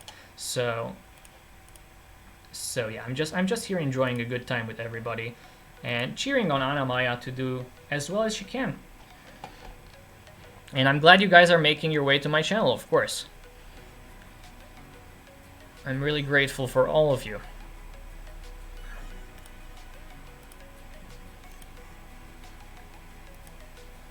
B4 was played.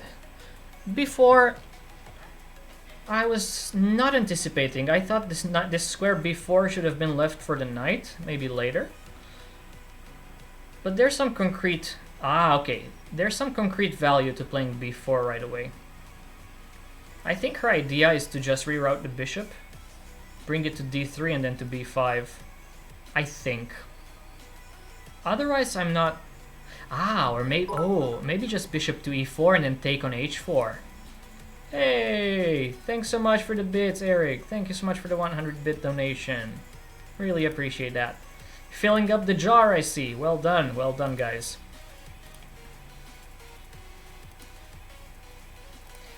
Ulan, Ulan asking me, how did you learn to speak English so well? I studied and worked in the United States for 8 years. Recently moved back to my home country of Romania.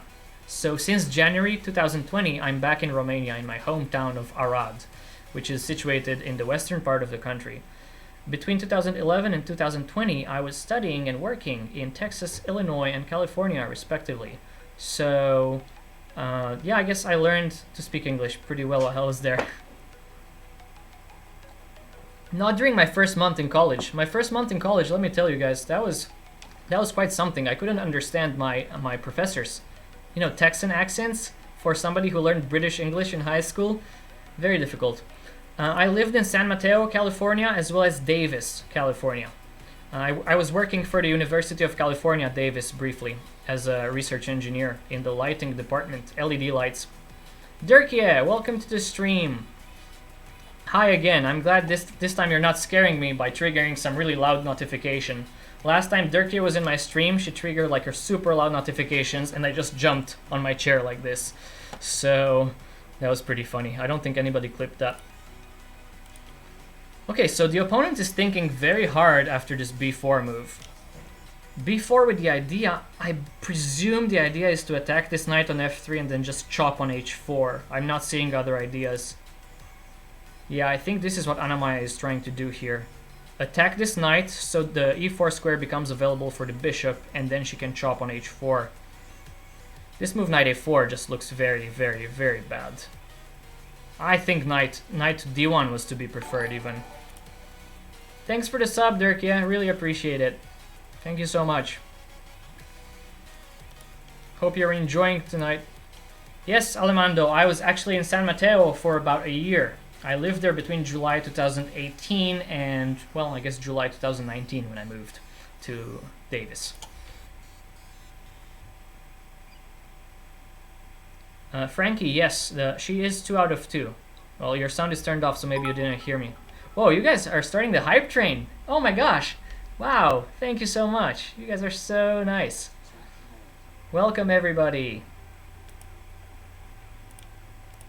You have limited time to earn exclusive emotes. Are those like emotes from somebody else's channel? Because again, I'm sad to report I don't have an emote on my channel yet. If somebody wants to volunteer or give me some names of very talented graphic designers who don't charge an arm and a leg, I'll be happy to hear those. So this knight a4, I'm not a big fan of this move.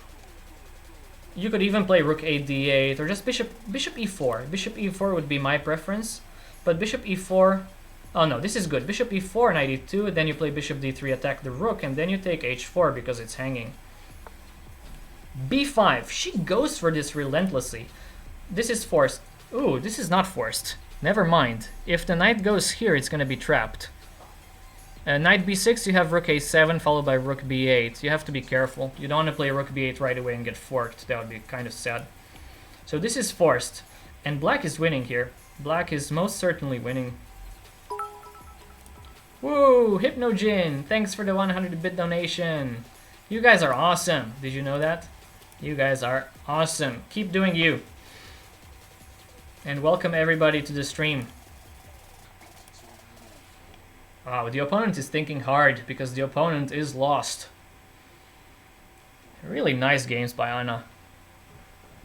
I like when they think so much. I can actually recover my breath for a bit. Ugh.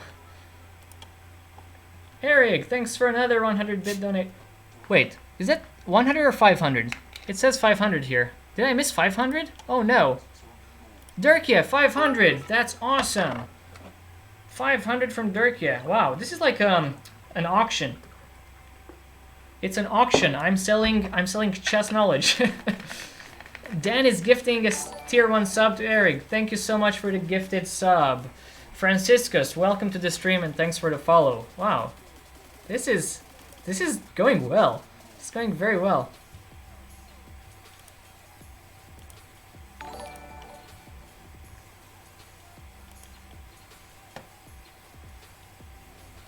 Level 2 hype train. Wow. Loving this so much. I'm really loving the community on Twitch. So I have found that the chess community on Twitch is nothing but amazing. I follow some other communities as well, especially Age of Empires Definitive Edition. That's one of my favorite games as well. I follow that community a bit as well, but it seems like there's sometimes a bit of toxicity in between streamers even. But here I'm really enjoying the collaborations and all that. Thank you so much for another bit donation here from Eric. Wow. And AK, thank you so much. If you guys don't know AK Jet is a very strong young player from Greece, rated about 1950 FIDE. He's a known quantity, especially in Anna Kramling's stream. Very, very loyal follower there and subscriber. And we played a tournament together. We were in the Sunway Sitges tournament together a few weeks ago, and sadly, there were some cheaters in that tournament as well. So let's not talk too much about that. After knight c5, white has to be lost, and she captures with the bishop. Yes, capturing with the bishop makes sense because after pawn takes and knight takes, this comes with tempo. This is amazing. And now, if black gets to capture on b3, the pawns are weak because they're isolated. Remember what I said earlier. The pawns are not weak unless they're isolated. How does this work? Can you just take b3 and then just play rook? How to do this? Yeah, just take b3 and play rook c8. Which rook? Probably the rook from f? The rook from f to c8? Or just play rook a2. Yeah, rook a2. Just go rook a2. No way to defend. Rook a2, no way to defend this this pawn, right? But rook a2, there's this move knight to d4, which is not so comfortable to meet. But you have bishop e4, and if takes, I think you can safely take, and then take b2, b3 is gonna follow. Yeah, I think rook a2 is what I would go for here. Rook a2, just start to gobble up all the pawns. Or if you want to be a bit more positional, you can just defend the c6 point. You don't really want to defend it with bishop e4 because there's knight to d4, and now it's kind of hard to see how to protect. Because if bishop d5, okay, she goes rook fc8. Rook fc8 followed by rook a2, presumably. This is nice. This is nice.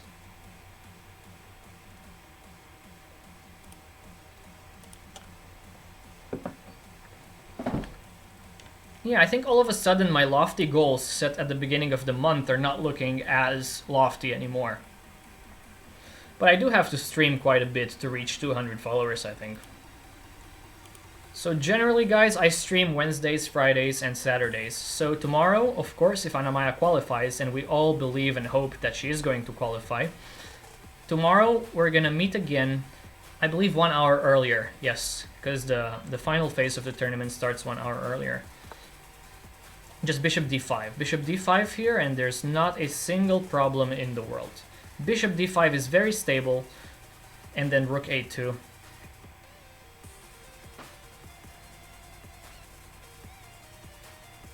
Yeah, bishop d5 probably has to play rook a1 here. White has. I think white has to play rook a1. If rook a1 is not played, then rook a2 follows for black. It's gonna be quite difficult. The plan is very simple. The plan for black is rook a2, rook b8, and then c5. Whoa, really?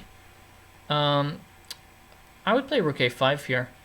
I would play rook a5 to reinforce b5 and get ready to push c5 to attack b3. Yeah, I think rook a5 would be my move here. And there's no pin, by the way. If rook a5, there's no knight takes b5 because you just take with the rook. So rook a5 does two things. Well, it protects the b5 point, it controls the a file still, and it reinforces the c5 pawn push. So it seems like a very strong move here. Yeah, let's go rook a5, Anna-Maja. Trying to channel our communication path here. Our brains are connected. And she's not stream sniping. Whoa.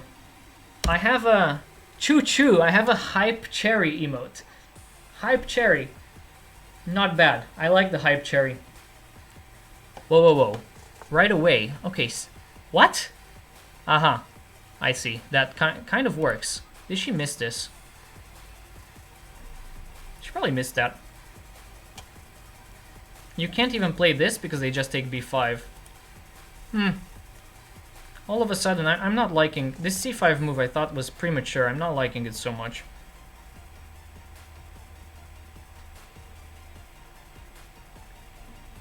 Oh well. Yeah, you don't want to take and sacrifice the exchange. That would be bad. Maybe just play rook a2. Yeah, just play rook a2. Yeah, there we go. Just play rook a2, and if they takes, you take on b2, they take b5. And you can't take b3 because they take here, huh? Ah, no, you can't, because you have rook b1 check and bishop a2 protecting. But that's kind of a murky position. I'm not liking this as much. Yeah, for some reason, c5 seemed premature. They're both in time trouble, though, so we can spare them of the criticism. It's hard to play. It's very difficult to play in time pressure. You gotta take this, right? You gotta take. If you don't take, you lose a lot of time here.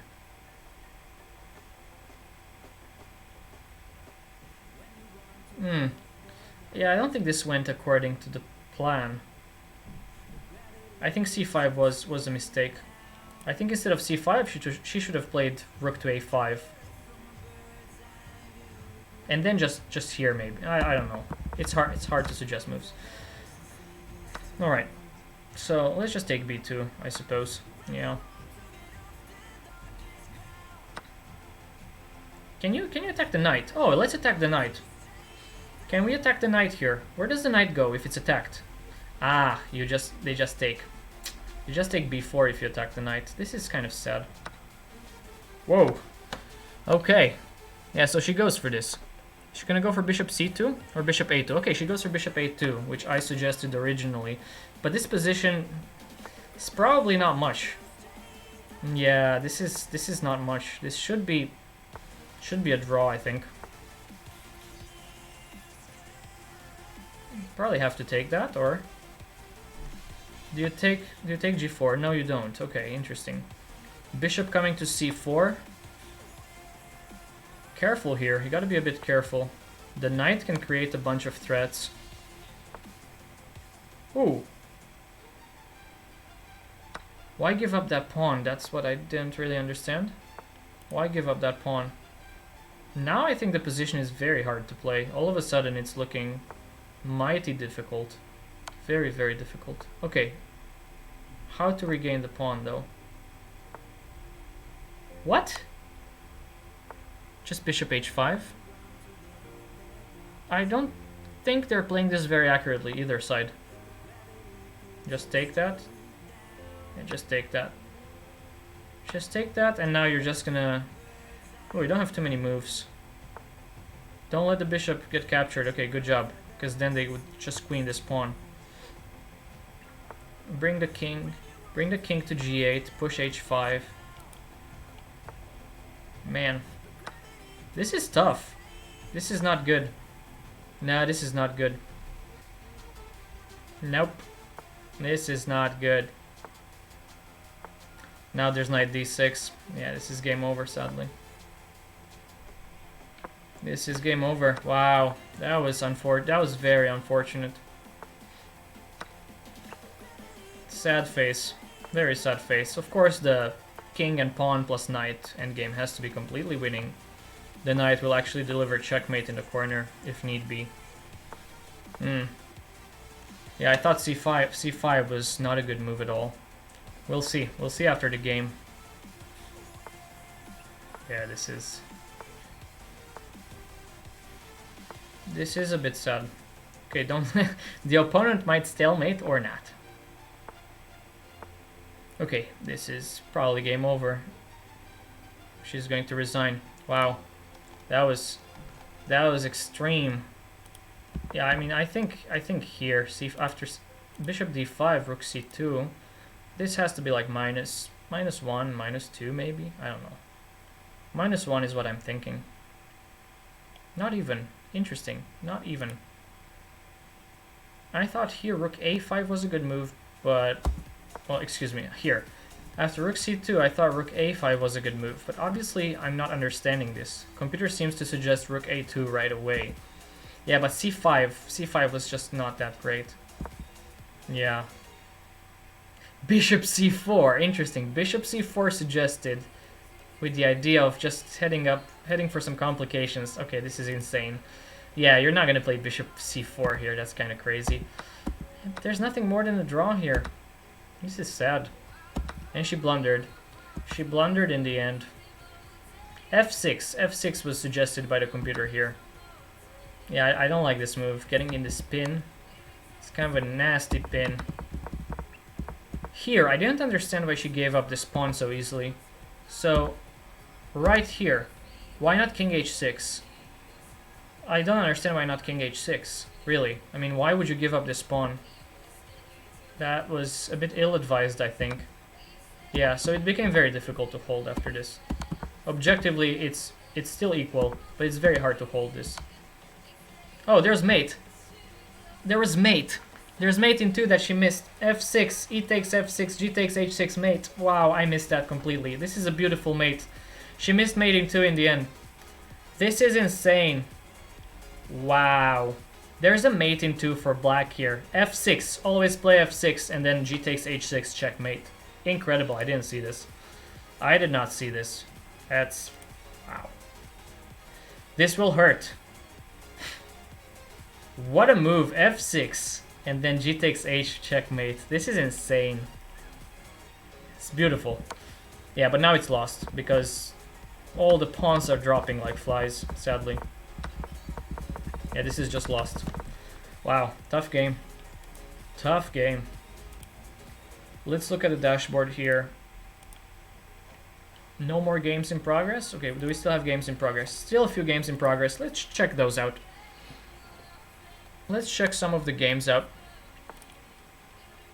We have Snowflake from Sweden against Lolek from Russia. And the position seems to be favoring white significantly here. But there are always ways. Always ways to blunder in a queen endgame with pawns on the board. Yeah, now it's equal. Wait, really? White won by timeout? This is kind of sad. That's kind of sad. Oh well. Poor internet connection can lead to something like that sometimes. So let's check the other remaining games here, if they're still playing. Oh, nope, they just drew. Okay, so there's a 3-minute break. They just started? Oh, they just started another game. What? They just started. So this is a Rui Lopez. Let's kill the computer evaluation here. We don't need that. Yeah, that previous game was kind of difficult. Yeah, thanks for the reminder, Dan. Yeah, new game started. I'm seeing it, finally. Oh, they're playing the Cosio defense. The knight ge7 followed by g6 and the bishop's fianchetto on g7. That's an interesting line. Thanks for the follows, guys. Thank you for the follow. I'm not going to be able to pronounce Noordertoe. I don't know how to pronounce that. I'm sorry. I know it's Dutch, but I don't know how to pronounce it. So she's making this nice pawn center with d4 and e4.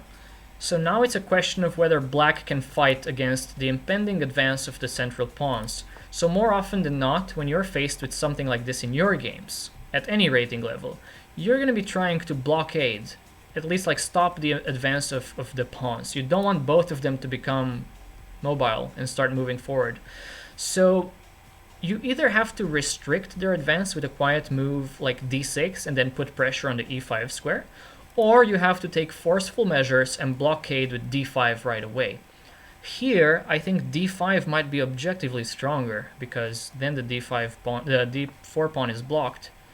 But you see, white is developing in such a way as to not allow black to play for d5. So I think white has a solid edge here. The opening was a success for white, not so much for black, I don't think. Bishop g5 could be a move, then bishop comes to h4 and then to g3. Rook comes to e1, queen goes to either d2 or e2, and then the other rook comes to d1. Chess is very simple. When you have the central control, chess becomes a very simple game here.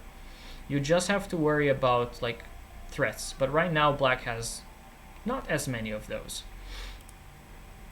Yeah, I mean this expansion on the queen's flank is not even that strong right now, because the c pawn is backwards and the c file is open, so it could be interesting for white to put a rook on c1 and attack on c7. Twin Fantasy, thank you so much for the follow.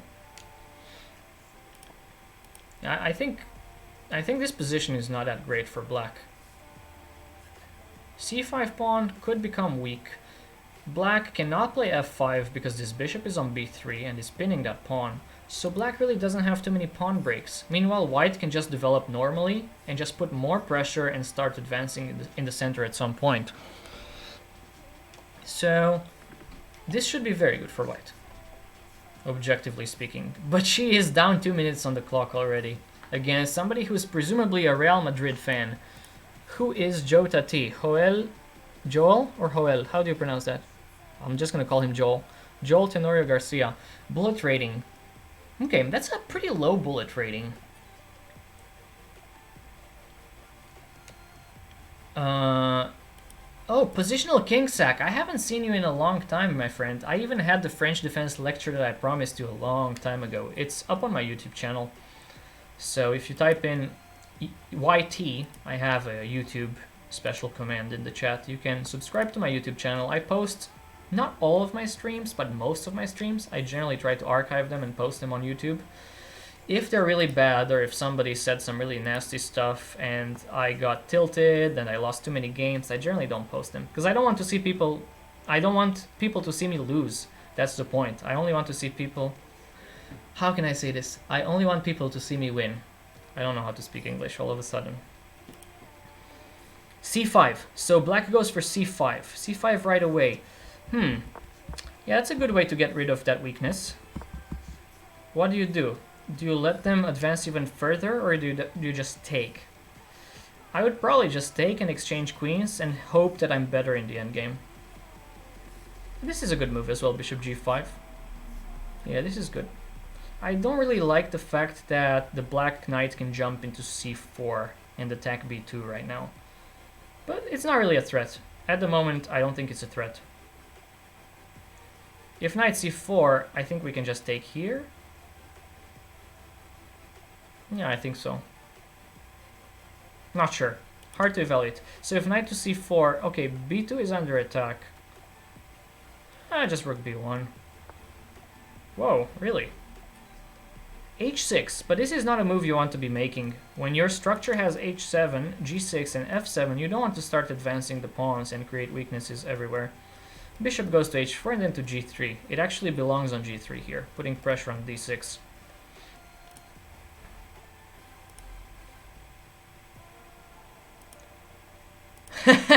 Math player, Joda T is blitzing quite a lot of moves. Reminds me of you playing OTB last summer. Yes, Math player and I played a tournament together last summer, and I was known for ending with more time on my clock than I began with. So you know it's the 90-minute plus 30-second increment. I blitz out all the moves in OTB. Like, I can't seem to think for more than 2 minutes for one move, so I was just blitzing out everything, ending with an hour and 40 minutes on my clock at the end of the game. I won some like that, I lost some like that. It's just a way of life. It's like a challenge. It's like a run, a speed run. It's a speed run to getting an hour and 45 minutes on the clock at the end of the game. C4 isn't also a problem, also happens quite often in QGD. You mean if black were to play c4 here? I don't think that's necessarily a good move. You concede the center. I think if black plays c4, hoping to prove the majority is better on the queen side, like in a Benoni, I just don't think they have the piece support to organize this push on the queen side right away. Maybe now they do. Now they might actually do. But now I would just take. Now I would take and place my bishop on g3 with tempo and hope to play on the d file. Yeah, I mean, c4 I don't think is a big problem here. Or at least it wasn't until now. Now it becomes a bit dicey, because if black starts advancing and creates a pass pawn on the c file, it's not so easy for white to defend here. But white could always go for like radical measures. White could always go for something like e5 and even h4, h5, and then e5. There are many moves. This is a rich position. This is a very rich position in terms of like strategic nuances. Ruy Lopez is always like this. This is always the case in the Ruy Lopez. So now she is threatening to take on c5. Wow. Can you do this? Seems like a waste of time. What moves can we suggest here? Honestly, I would just want to play... no, but e5 doesn't work because of knight. e5, knight f5, bishop takes. No, this is good. e5, I would go for e5 here. e5, and if c takes d4, I would take here. They take c3, I take here, and I'm attacking the rook with tempo. But she doesn't want to go for that. She wants to trade queens. This is a nice idea.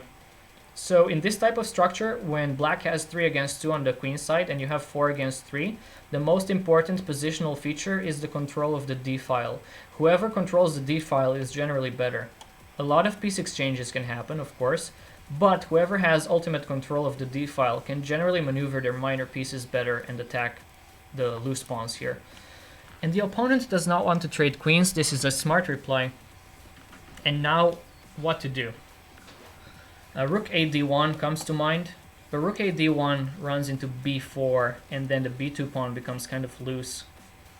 You could try to block that diagonal with e5, but you give up this critical square of f5. It's a hard position to play right. This is a very difficult position to play correctly. It's easy to find decent moves, but it's very hard to find the best moves here. Decent moves can always be suggested.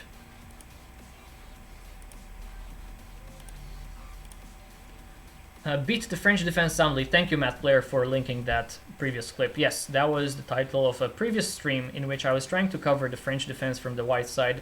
There was one caveat, which is I forgot to cover the third move c5 in the French Tarrasch for black. So generally I suggest a transposition.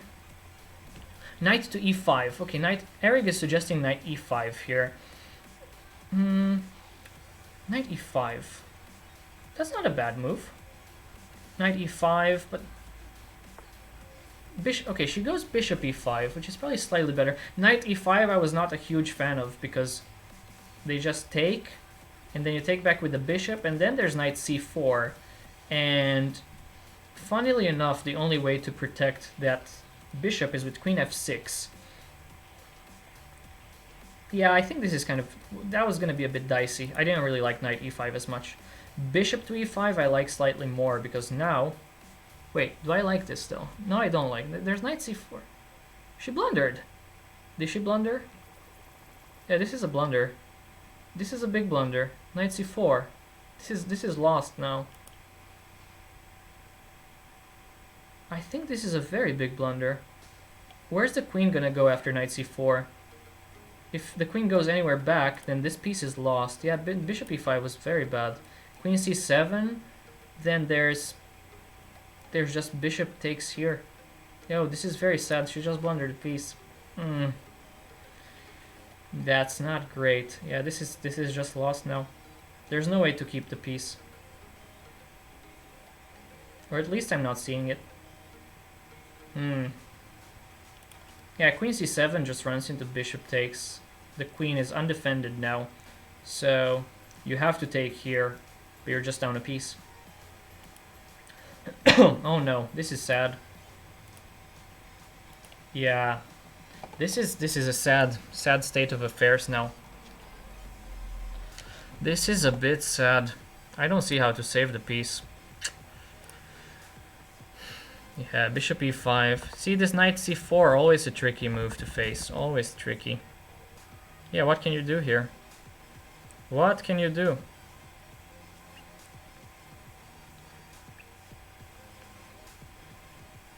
Yeah, I mean, let's turn on the evaluation here, but this should be -3.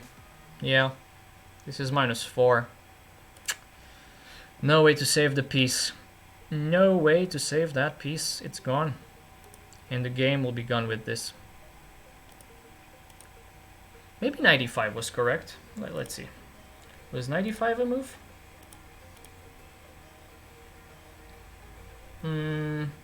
Knight e5 not given by the computer as a move. Yeah, okay. So very bad, because now the piece is lost and there's no way to create any sort of counterplay because the black king is very safe here. So there's no way to create any counter chances. She's going to lose this game sadly, but don't worry guys, not everything is lost. There are still 3 more games after this.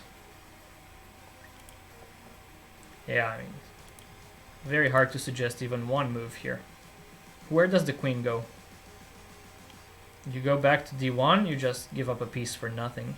You go to c7, it's probably even worse. You give up a piece for nothing and you trade queens. Yeah. There are no good moves.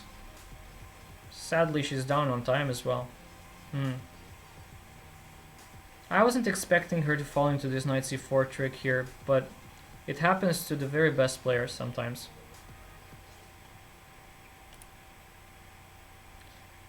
Yeah, I mean, in this position I play queen g6 and resign. That's... yeah, I mean, this is... There's nothing here. There's no counter chances, because this black king is so safe, you can't even start an attack. Man, losing with white in 18 moves in the Ruy Lopez is not ideal. Not ideal. Yeah, she's probably just gonna resign here. There's no time. No time left on the clock. She goes for this, but it's too little too late because the bishop is lost and black has a very freed up position to maneuver the pieces. Bishop coming to b7, the rook coming to d8. Yeah.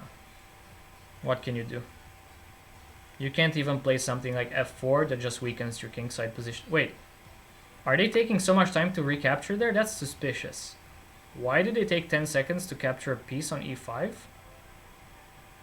That was kind of suspicious. Like, really, would you not pre-move that? You should have pre-moved that. I'm missing my yellow tinge now. Now I look too pale and too cold. You see what happens when the sun goes down? My lighting is just not the greatest ever. Let's see. Let's try this. Yeah, f4 is just a weakening move. Like, it doesn't do anything good. You're just opening up your king, you're down a piece. So black is gonna find more and more objectives to attack now, sadly. Also guys, if you are here and if you just recently followed my channel and you're not a part of my Discord server, I post a lot of announcements there and the stream schedule. So feel free to join my server on Discord and stay in touch with everybody who's a follower here. He was just quickly checking to see she had no expected count. Yeah, I mean, that's a possibility. That is a possibility. But generally speaking, I mean, recapturing a piece like this is a no-brainer. That was a bit strange to see. That was just a tad bit strange to see. Yeah, the position is just utterly lost. b4 coming. b2 is gonna drop most likely. So many lines are going to open up.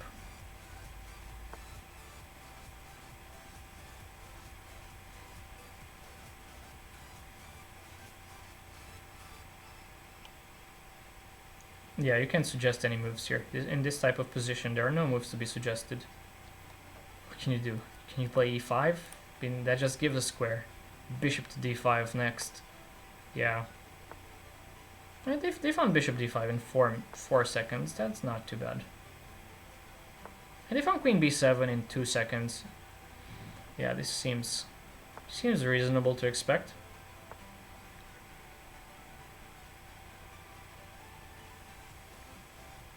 Yeah, so right now you see she's desperate to create some counter chances, but making the pawn moves f4 and h4, they just weaken the king's position. So there's no attack. Ah, okay. Even more pieces are coming off the board now. Yeah, no way to stop the exchanges now. Whenever you're up material, always seek to exchange. Minor pieces, queens, everything. Always try to exchange. Her opponent has a suspicious accuracy in the last game. I'm not calling anybody anything, but I am saying that taking 10 seconds to recapture on e5 was very suspicious. I mean, that's just an instant move that you make by pre-moving. We're gonna analyze afterwards, don't you worry. We're gonna look at the game report afterwards. Right now, we're still following the game and see what happens next.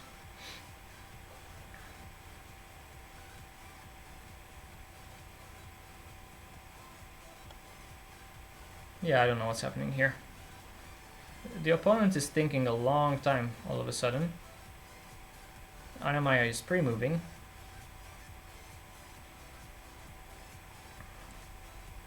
There are no moves. That's the only problem here. There are no moves to be made with white. With black, the plan is very simple. You want to tuck the king away, maybe to h7. Play something like bishop h8, rook g8, and just push g5. In the meantime, you should probably also take on e2. I think taking on e2 seems like a given here. Take e2, start pushing c4, c3 even.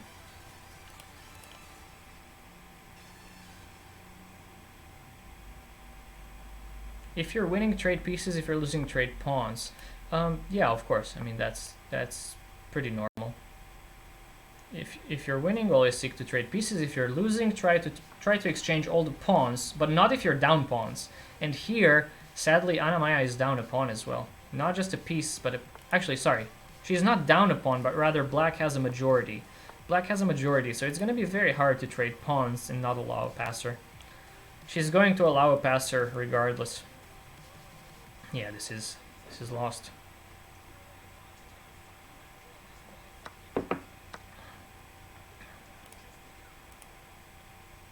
That song had some NSF W words, so I'm just gonna switch it up. Trying to make the stream as family friendly as possible. We welcome people of all ages here, of all ratings as well.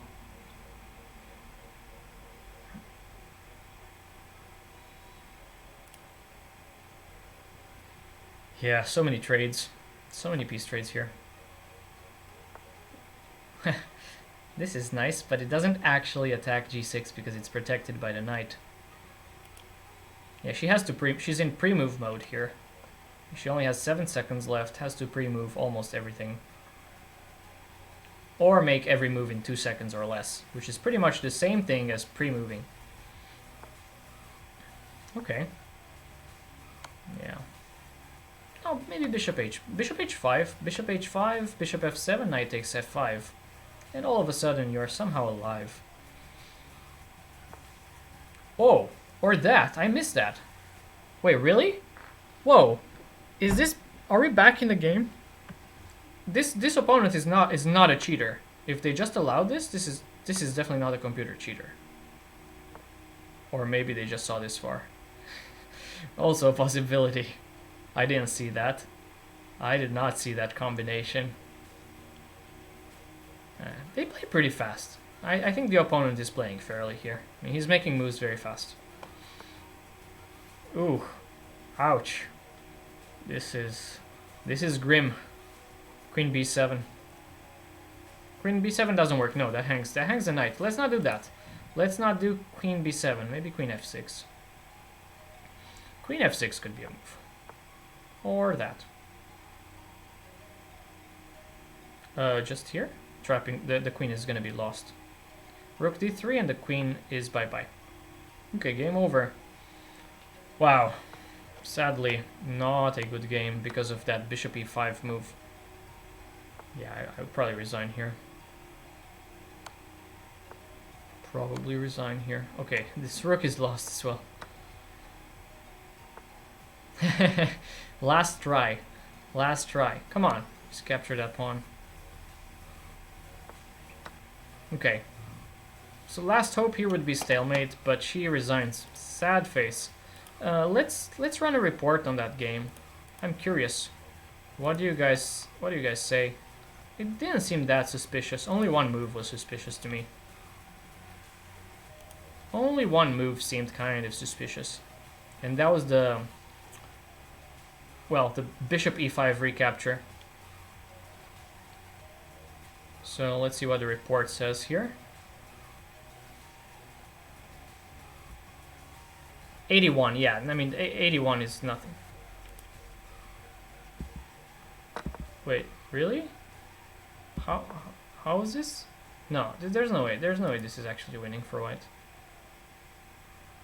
Why did she not? Yeah, it is winning for white. Why did she not take with the pawn on f7? This is something that bugged me as well. I was kind of confused when she took with the bishop. Yeah, the opponent played fairly. I mean, the opponent just blundered horribly here. This is a horrible blunder. This just wins. Yeah, this just wins. I mean, there's no way to keep contact with the knight. So once this knight is gone, this pawn on f7 is very strong, and the light squares around the king are very weak. This was just an unfortunate sequence of events here. Wow. Wow. This was just an unfortunate sequence of events. The opponent played fairly. The opponent played very fairly, in fact. They just blundered horribly. I mean, not even a computer cheater will blunder from a winning position into a losing position. This is just not something they'll ever do. They will try to make suboptimal moves just to not be caught so easily, but they'll never blunder a win into a loss. So this opponent was fair. Yeah, no doubts there. No doubts. Wow, tough game. Tough game, but even with a piece down, she was able to create some counterplay, so props to her. I would have resigned. I would have resigned after knight c4. There's no way to keep that piece. No, the opponent was playing fairly. There's no doubts about it. No, now that I saw the analysis, no doubt. Yeah, this was just an unfortunate game by Anna. It happens. Okay, so we're waiting for the next game. Let's see who else is still playing. Only 3 more games. Wait, one of the people playing in the tournament gave me a follow earlier. That's interesting. I don't know them though. Okay, so I guess one of our followers is also another one of our followers is also currently playing in the tournament. Excuse me, guys. Too much talking, not enough water. So we have 3 more games, right? 4 rounds have elapsed so far, and we have 3 more rounds. How does a 1700 ever beat an FM? I mean, yeah, okay. I can see that argument, but there are good days and bad days for everybody. This game was actually reasonably played by the 1700 and quite badly played by Anna, so stuff like this happens.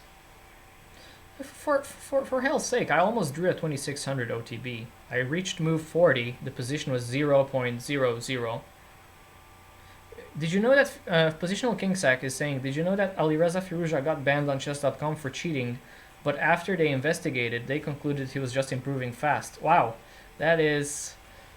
Yeah, I mean, if he's 1850 FIDE, this opponent, the Real Madrid fan Jota T, I don't think it's outside the realm of possibility, him beating Anna-Maja. I don't think it's impossible. I mean, he played a good game, and then he found his knight c4 and then won a piece, but then actually blundered it away, which is very common of somebody rated 1800. So I think he was just playing a good game. Yeah, good day for 1700 blunder from the FM. That's usually going to lead to a win for the 1700, more often than not. I mean, when I was a 1700, I was beating some players who were significantly above me. Not on the regular, but sometimes. My best win ever was against this guy named Walker Griggs from the United States. He was rated 2400 USCF, which is about 2300 FIDE. So that's my best win ever. Reagan T is asking, do you support an English football team? I was a big fan of Arsenal back when, you know, those early days of Theo Walcott and Jack Wilshere, I think? Yeah, that's his name, Jack. So Theo Walcott, Jack Wilshere, and Aaron Ramsey. And I was also a fan back when Dennis Bergkamp was playing, of course, and Thierry Henry. So I was a big fan of Arsenal for several years. Then I became like a tangential fan of Liverpool when they had that crazy Champions League final against AC Milan that ended 3-3, and then they went to like extra time or something. I forget. That was back in 2004, 2005, I think. So tangentially, I was a fan of Liverpool back then, and nowadays I don't follow as much football or soccer, as Americans call it. But yeah, I still call it football, of course. The trouble with Arsenal is they always try to walk it in. Yeah, that's true. Burnley, okay. That's a smaller team, right? Are they in the Premier League now? Or are they in the Championship? I don't even know. Yeah. Liverpool. Okay, everybody's spamming Liverpool in the chat. Yeah, the debate is settled. I mean, when they lost that Champions League final to Real Madrid 2 years ago because of the goalkeeper, oh man, that was terrible. I was watching that. I was at an American diner. I was eating my pancakes for breakfast. Or brunch. I think it was brunch. And I was just watching this Loris Karius, goalkeeper from Liverpool, just blunder. He made like 2 huge blunders, allowing the goals. Okay, so Burnley is in the Premier League. Nice. So back when I was playing FIFA 99 and FIFA 2000 and all that, one of my favorite teams was actually Southampton. Don't ask me why. I don't remember the players. Wait, is she playing her next game? Oh, she's not. Okay. Let's not get too caught up in the chat here. Let's actually still follow and analyze her games. But yeah, I do love football. I used to play a bit when I was a teenager. Yeah, FIFA 99 was like my first favorite PC game. I loved it. I loved playing with Fiorentina. In FIFA 99, Fiorentina was a great team because they had Gabriel Batistuta, one of the greatest strikers ever from Argentina. And I just loved his finishing ability. That's all I can remember. And for goalkeeper, I believe they had Francesco Toldo, one of the great big goalkeepers that Italy had back in the 90s. Yeah, so that's all I remember. Toldo and Batistuta, goalkeeper and striker from Fiorentina back in 99. Good times. I was 7 years old back then, playing FIFA all day long. Now I have to look it up. I have to look up the roster, Fiorentina 99. Because I'm so curious about this. If I'm remembering, presumably FIFA 99 refers to the 98-99 season, right? Or 99-2000. When did they release the game? I forget. I'm right. Francesco Toldo for goalkeepers. And for forwards, they had Gabriel Batistuta and Predrag Mijatovic. Oh, wow. That's a name I haven't heard. Yeah, Romania's most famous player is Gica Hagi. That's absolutely right. How are you dealing with the quarantine, Vlad? That's what Positional Kingsack is asking. Well, I'm doing all right. I've been spamming out some job applications lately as well because the state of emergency in Romania was like ended by a government decree last week, something like that. So nowadays people are allowed to go on the streets, but they have to wear masks in closed public spaces, and they're not allowed to leave the city they're living in unless for special reasons. So we're doing all right. Like, I've been doing some grocery shopping lately, spamming out some job applications, meaning that as soon as I get a full-time job offer, I'm probably not going to stop streaming altogether, but it's not going to happen as often for obvious reasons. Because I'm kind of a small streamer. For me, this is more like a passion, a side hobby. I don't think it's something I could ever like survive from. Hope that makes sense. But I'm going to continue supporting all the big chess streamers on Twitch, of course. And you can see me in a lot of sub battles. I usually represent Team Anna-Maja, and sometimes I represent Team #chess. Positional Kingsack is saying, I hope you don't get a job then, lol. Yeah, okay, I'm not sure.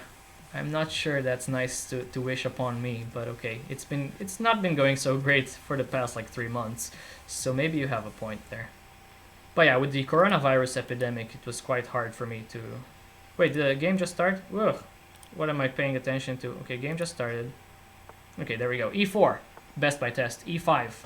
So we are going into, let's see, still the Ruy Lopez? Still the Ruy Lopez? Yes, still the Ruy Lopez. With knight f6. So this is like the Berlin or something? Yeah, it's the Berlin, but she plays d3 on the 4th move. She doesn't go for the Berlin endgame.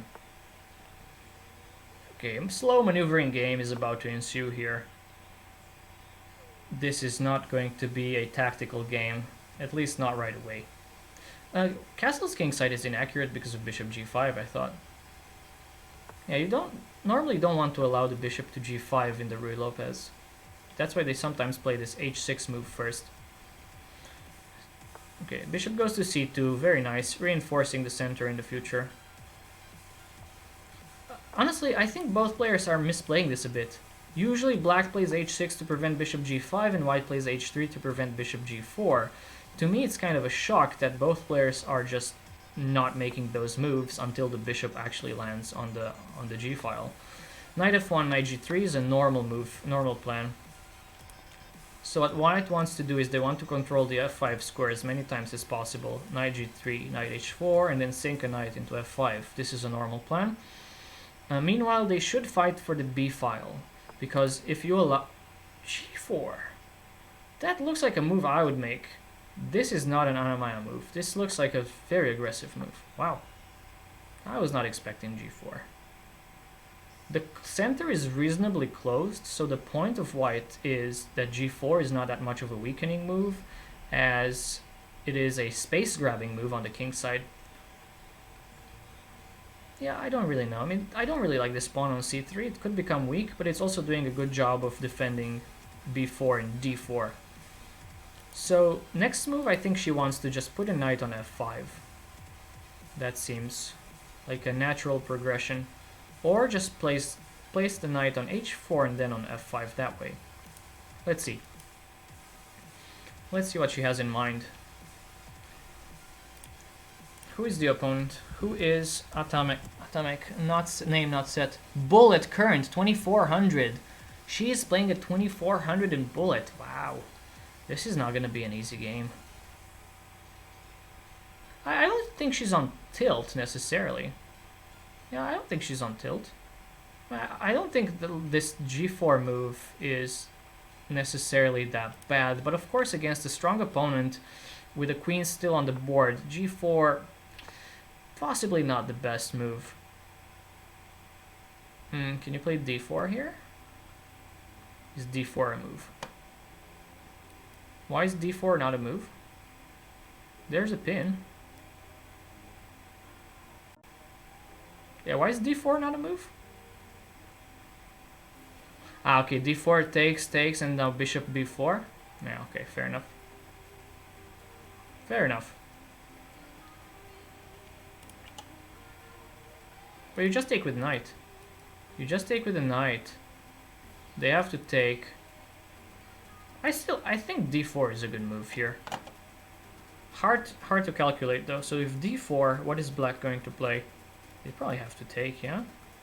Now you just take with the knight. So there are two attackers on this guy. They have to give up the bishop. And now they can't actually take on e4 because of d5. Yeah, d4 looks very good here. This guy might be 2400 in bullet, but I think he just blundered here. We're gonna check at the end. I'm not gonna enable the analysis right away, but I think d4 is a very strong move for white. Unless I'm missing something super obvious, which has been known to happen. Yeah, I think just d4 wins material, or at least creates some severe threats against black's center, and against this pinned rook, pinned knight against the rook. Yeah, it's a very awkward placement of the pieces. These three pieces are all very awkward. I don't like rook e2 at all. Rook e2, it looks very awkward. I see the idea. The idea is to just kind of chip away at this defender and then take, but it looks kind of slow. Maybe it's good. Maybe it is good. Maybe I'm just wrong. But isn't there queen d7 here? And then if rook b2, they can just double rooks on the b file. And you're forced to take first. So if you're forced to take, they just take back. And all of a sudden... Oh my gosh, what is this? What is this? I've never seen such a piece placement. This is so awkward. This is one of the most awkward structures or piece placements I have ever seen. This cannot be good for either side. This is like they're playing symmetrical structures. Yeah, we can check d4 afterwards. I think we'll check d4 during the analysis. I think d4 just wins material there. Or at least poses huge problems, if not wins outright. Yeah, what are they doing here? What's up with the piece placement? What is this? Why? Why would you do this? For either side. This is chess, not connect 4 or connect 3. I am super confused by the piece placement here. Like, first of all, I didn't really understand rook e2, and I did not understand rook e7 in the least bit. I just don't understand that move. Like, what is it doing? Yes, getting out of the pin, but the e-file is not going to get open anytime soon, and now your rook lost all the mobility, the ability to shuffle between two open files here. So I think a much better plan would have been to play queen d7 and rook from e8 to b8. I mean, that's how a normal human being would have played. But I'm not a 2400 in bullet. This guy is. Maybe he knows more. D4 was not a computer move. No, d4 seems like a normal move that just works tactically. Okay, now you guys are making me curious now. Let's see if it worked. Rook b6. You're making me super curious. D4 was not working because of... Oh, they don't let me make... Oh, excuse me. I can't actually make moves on the board while the game is still going on. Yeah, d4 was not a move. Bishop g5 was a move. Rook e2 was also not a move. Again, I'm confused by this move. I'm very confused now because I think... Can't you just take? Take, queen takes, and now just bishop b3. Ah, no, you cannot play bishop b3 because f3 hangs. That's the drawback of playing a move like rook e2. You interrupt the line from d1 to f3. Yeah, that's not amazing. How about taking on c6 first? Takes, And now, can you take? Okay, so takes c6, rook takes, e takes d5, queen takes d5, and now what? This d3 pawn is kind of weak. Maybe just bite the bullet and play something like knight f5 right now. I would probably play knight f5 here.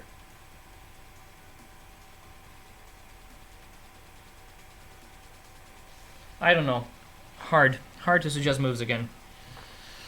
Is knight f5 a move? Is knight h4 a move? Probably not. Knight h4 is too slow. I mean, your center is just going to kind of fall apart here.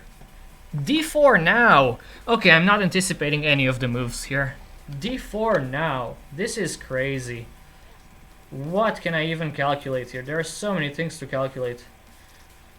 This one does not seem to be very good, because you also attack the b6 rook once you capture the bishop. So what about this one? Yeah, that's what they play. You can't actually play e5. You're not threatening to take, right? Because your queen would be hanging. I'm hallucinating. This is not a queen. This is called a rook. We call this piece a rook, not a queen. Okay, so e5 here. If that's the case, just e5. How is e5 not winning? e5, h6 takes. They have this intermediate stuff. They always have the intermediate stuff.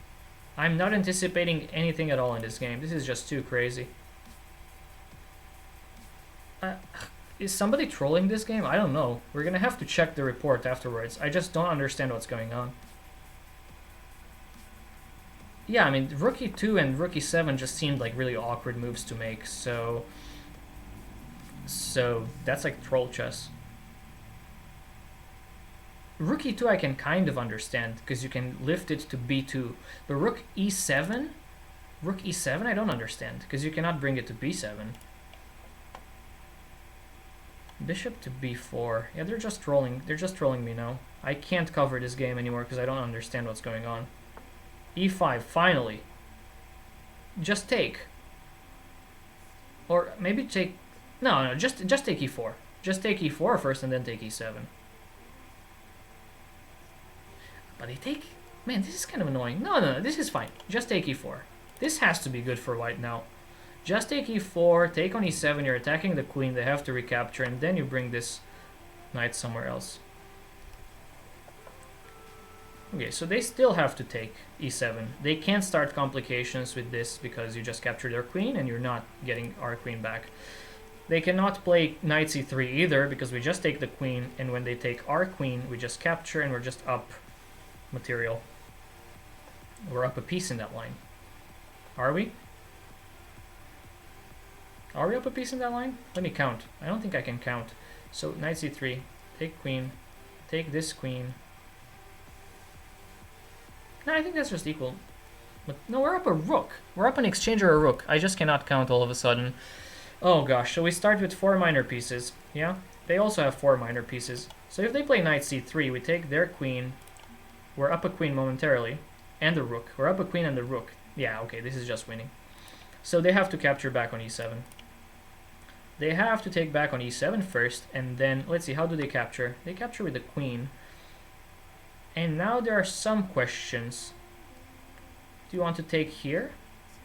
Or do you want to do something else? I would take on e4. I would take on e4 and just argue that my pieces are better and I have a material advantage. You should not be materialistic, but in chess it's good. In chess, being materialistic has its advantages. I'm not talking about pawns, I'm talking about pieces, exchanges, stuff like that. Take here, take c6 first, so then you can capture back with the bishop on f3. Let's go. Take c6. Take c6 has to be the best move. Because you can't play this right away. No, not knight h2. I don't like knight h2 at all. I wanted bishop takes c6, so then rook takes, and then just knight to d2, attacking this pawn. I think bishop takes c6 was much cleaner there. Yeah, that was a kind of a nice line, just bringing the bishop into defense here. I still think white is winning. Or significant, maybe not winning, but significantly better. Extra exchange. Good pawn structure in the center. What to do after bishop c3? At bishop c3 there's this move. Maybe not. Bishop c3. What do you play after bishop c3? Bishop to c3. You can't afford to take, can you?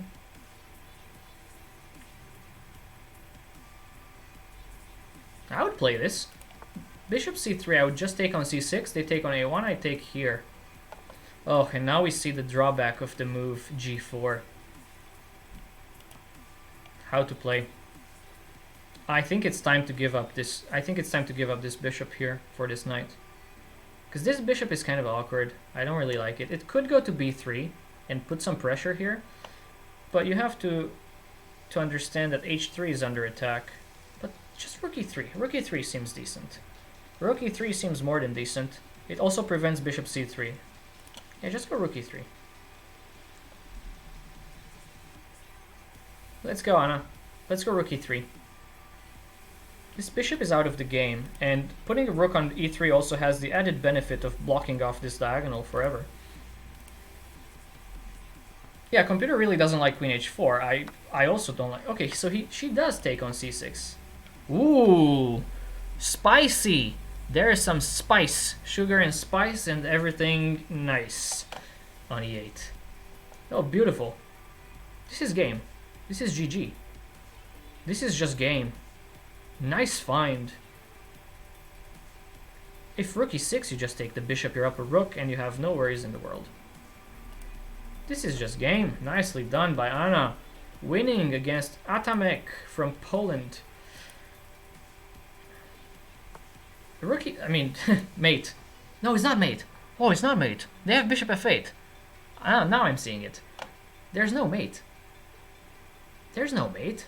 I was so happy for a second, but there's no mate.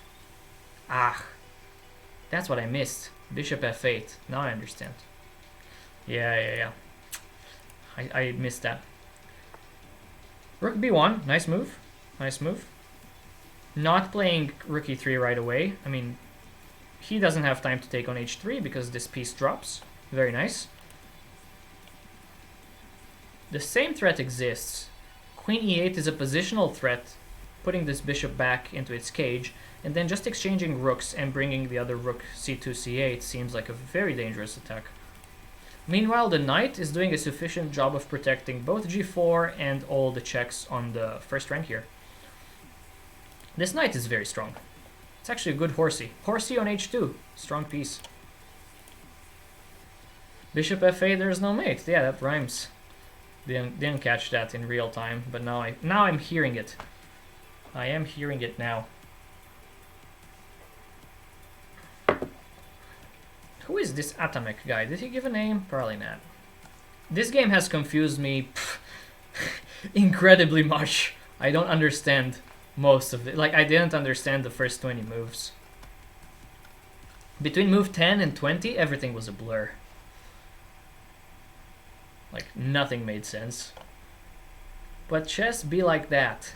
Chess be like that sometime. Yeah, chess really is a dangerous game.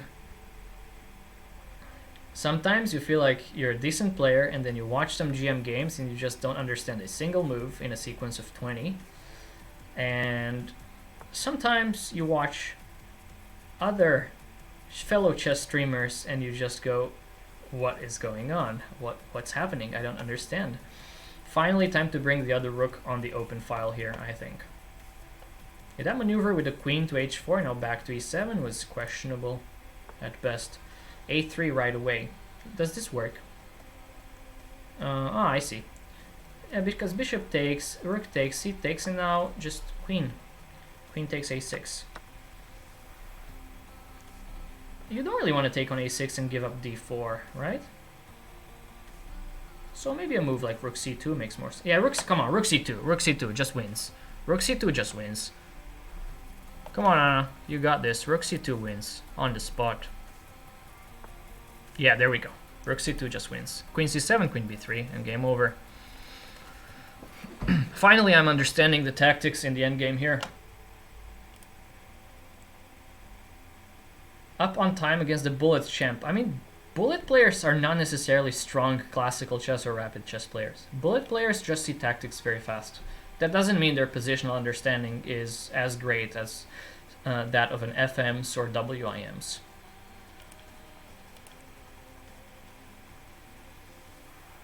Yeah, rook c2 resigns. Black has nothing better than to resign here. There is nothing else. The bishop is falling. The queenside pawns are falling. The... What? What? Nah, just take the bishop. Just take the bishop and take the pawn. There are no checks. Let's go. Even e2 doesn't do anything. Just take that. Take that. If queen h4, just king g2, and again, nothing matters. And nothing else matters. Yeah, plus 8 seems reasonable. Rook check, followed by queen. Let's try not to be too sloppy, I guess. Let's not be too sloppy here.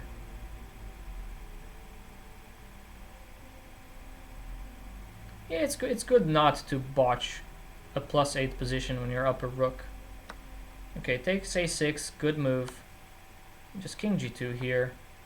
Ooh, or block like that. Yeah, that's an interesting way of blocking the check. Probably better too. Just queen c8 check and then capture. I really wanted to see queen c8 check and captures on g4 with the queen.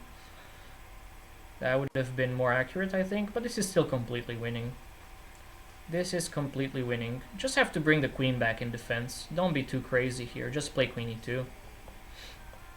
Don't try to get too cute and attack when you're up a rook. Oh, okay. This is gorgeous. Knight f6, picks up the queen. Game over. Nicely done. I missed that.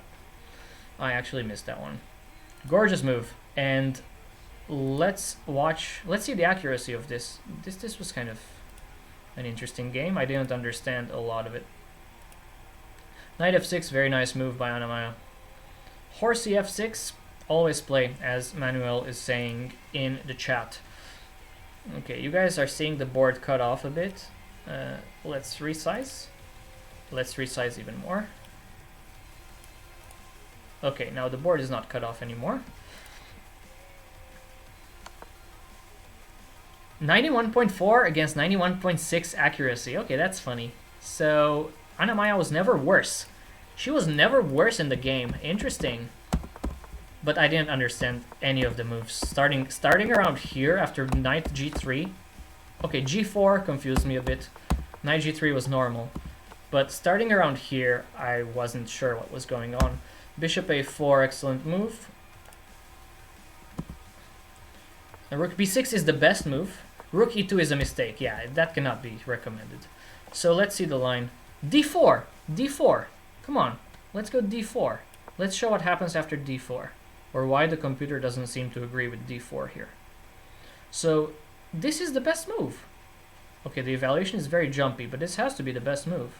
So this is the line that I was saying during the analysis. I said bishop b4 here. Computer says this is correct. And now just bishop d2. Just blocking. And what happens here? You know, rook e7 is suggested, but rook e7 just seems kind of awkward because of rook c1. So what happens if they take? If they take on d2, we just take with a knight, so e4 is protected, and we still threaten this d5 move. So because of that, maybe they have to close this diagonal towards the rook, but you're just much better here. You can play rook c1, you can play knight c4, you can play h4, there are so many moves to be played here. Okay, so the verdict is that d4, while not necessarily objectively the best move, is much better than rook e2, which was played in the game. Rook e2 is a mistake. Rook e7 also a mistake. Yeah, I don't understand what's happening here. And now d4. d4 here works. d4 here still works. Bishop g5, not too bad. d5 is best. d4 is best. Wow, nice find. Bishop best. e5 is good. Knight e4 is best. Bishop, yeah, so here I think I wanted to take on e4 first. I think taking on e4 makes more sense than taking on e7. But she took on e7. This guy should have taken with the knight. And now what did I suggest? I suggested takes, and now I suggested bishop takes, which is the best move. Yep. So bishop takes is what I wanted to see. It's clearly the best move because you eliminate a strong attacker. There's no more pressure on your center. Once this knight disappears, your central pawns are intact. But she played knight h2, which is not a losing move, but it's just slightly worse than bishop takes c6. Okay, so my analysis skills are actually on par tonight. I'm not blundering as much. I'm seeing some things, I'm also not seeing some other things. Pretty happy with this. Queen a4. I thought queen a4 was winning on the spot, but there's no checkmate because I didn't see bishop f8. Rook b1 is best, a3 is best. Bishop c3 is just a blunder because now rook c2. Okay, and here's where the game effectively is over. Is she playing a new game? Not yet. Let me know if she's playing a new game and I'm still analyzing the old one. Yeah. So here I wanted queen c8 check, yeah? I wanted queen c8, that was my preferred move, so then the queen comes back in the defense with tempo on g4. But this is game over anyways, and nice game. Didn't really understand much from it, but towards the end, Anna-Maja played much better and was able to convert her material advantage of one exchange. Yeah, being up the exchange is very tricky. Is the stream laggy, guys? Feels like it's lagging a bit on my end. My apologies. Not entirely sure why. If the stream is lagging, let me know in the chat, so maybe I can make some changes accordingly. And if not, continue to enjoy the broadcast as we near the 6th round. Yeah, I think the 6th round is getting closer. So that means we have 2 more games, including this next one.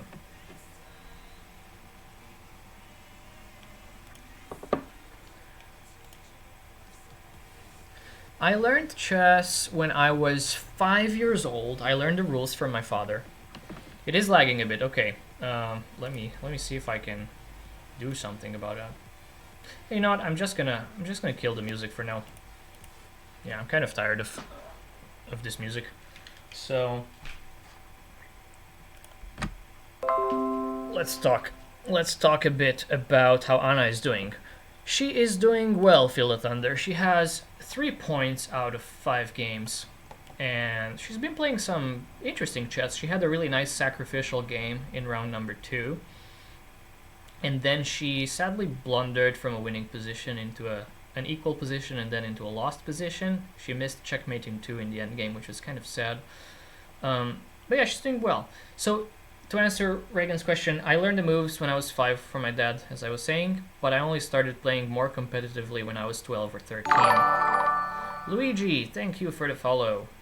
So when I was 13, I was finally able to beat my dad, and that was like a big milestone in my life because it meant that I could, you know, graduate and move on to bigger and better things and maybe play some tournaments. So I was playing some scholastic tournaments for people who were not like part of a club, and I was winning a lot of those locally.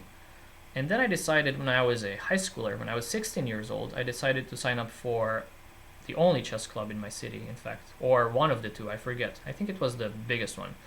I decided to sign up for a chess club and participate in an over-the-board tournament, FIDE-rated. Luigi, thank you so much for the 100-bit donation. Thanks so much.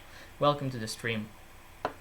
So once I was able to sign up for this chess club, my first tournament, OTB, did not go well at all. In fact, I only scored 1 point out of 9, because going from scholastic tournaments, playing against, you know, classmates, to playing against people who know some opening theory and some positional chess and theoretical endgames is very difficult. So, of course, my first tournament, I did not do so well, and this was back in, let me think, this was back in the summer of 2008. So I've been playing tournament chess for the past 12 years, on and off. If you look up my FIDE profile, I'm not very active. I've only played maybe 5 tournaments in the past 10 years.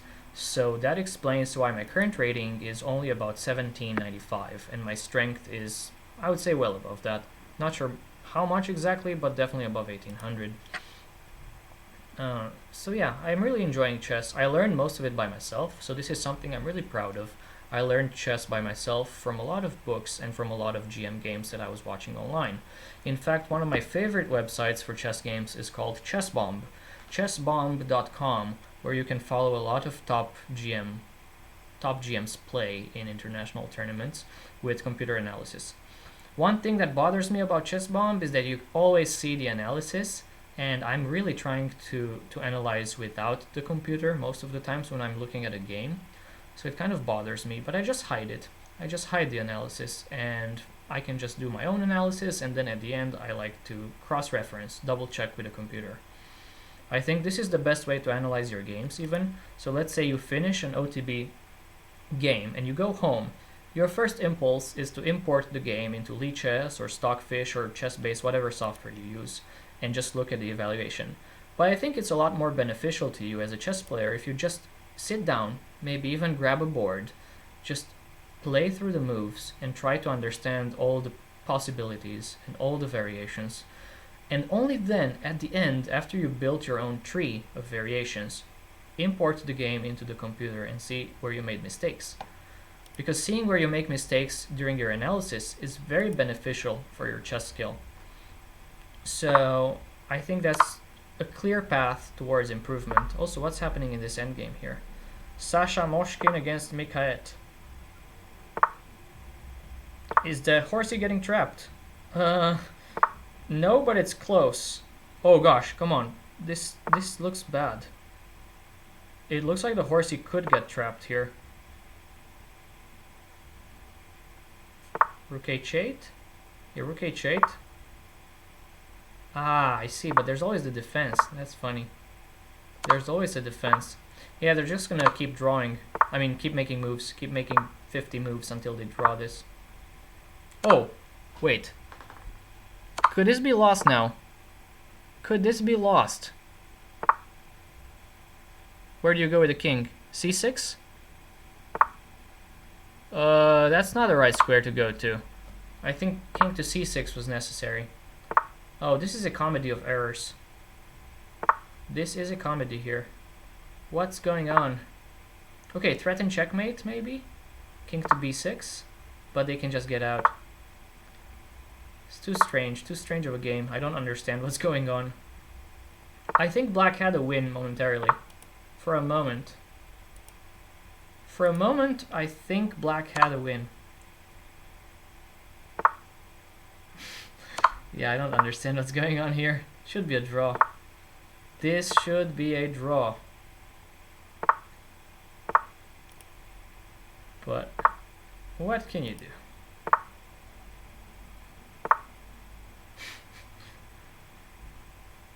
Just don't flag. Anything you do, just don't flag. Okay. I'm going to watch this game because it's going to take forever, and then the next round is gonna get paired. In fact, you know what? Since they're gonna have a 3-minute break in between rounds, and this game is not over yet, I hope you will survive without my presence for the next 3 minutes. I do have to use the restroom after drinking so much water. I'll be right back.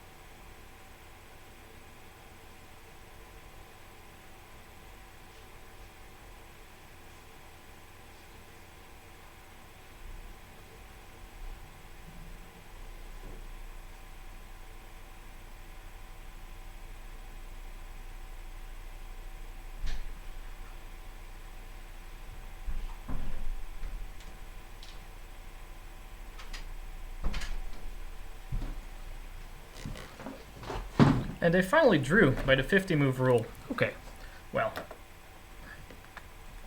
Let's all subscribe to his channel. He'll be so confused when he comes back. Yeah, I doubt that's going to happen. I would be very happy to see that, but yeah, I don't think that's very likely to happen. Was there a win with my king? Oh, okay. Should I check this? Where was my king c6? I don't think there was a... Maybe. Let's see. I don't think so, because... Yeah, there was. There was a win with king c6. No, rook e7 is the winning move. Rook e7, trapping the knight. Beautiful move. Rook e7 just traps the horsey. Let's show this.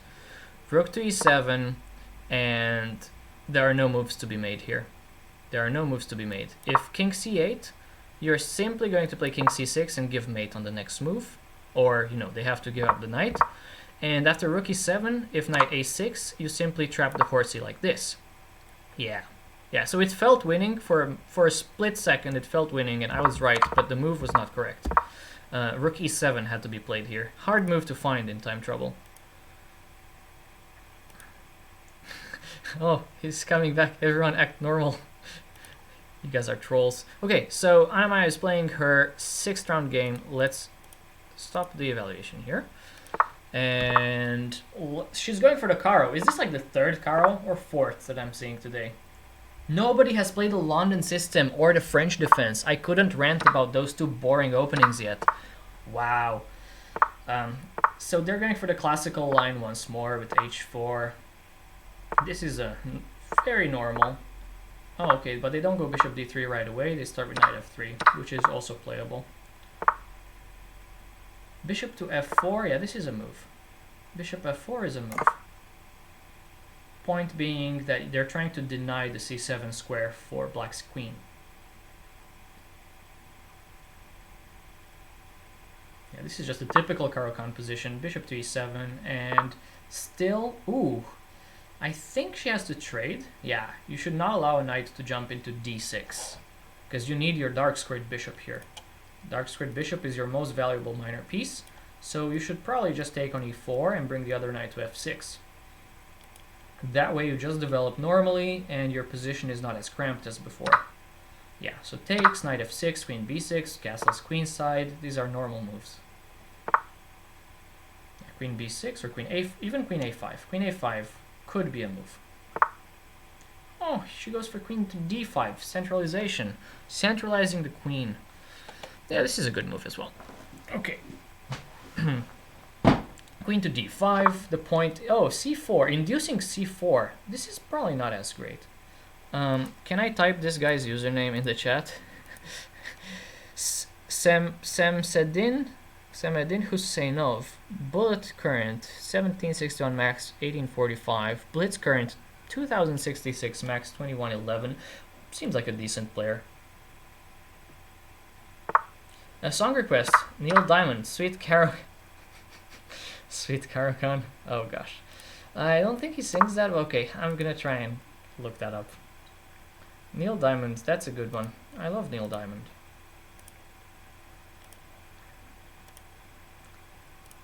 Neil Diamond is good. Oh, they traded queens. I missed that. Sorry. I was away for a second, and they actually just traded queens. Yeah, black normally wants to trade queens here because there's no danger.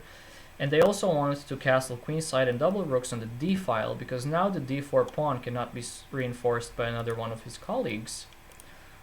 Let's look up Neil Diamond. And of course the song name is not Sweet Caro-Kann, but Sweet Caroline, so everybody should know.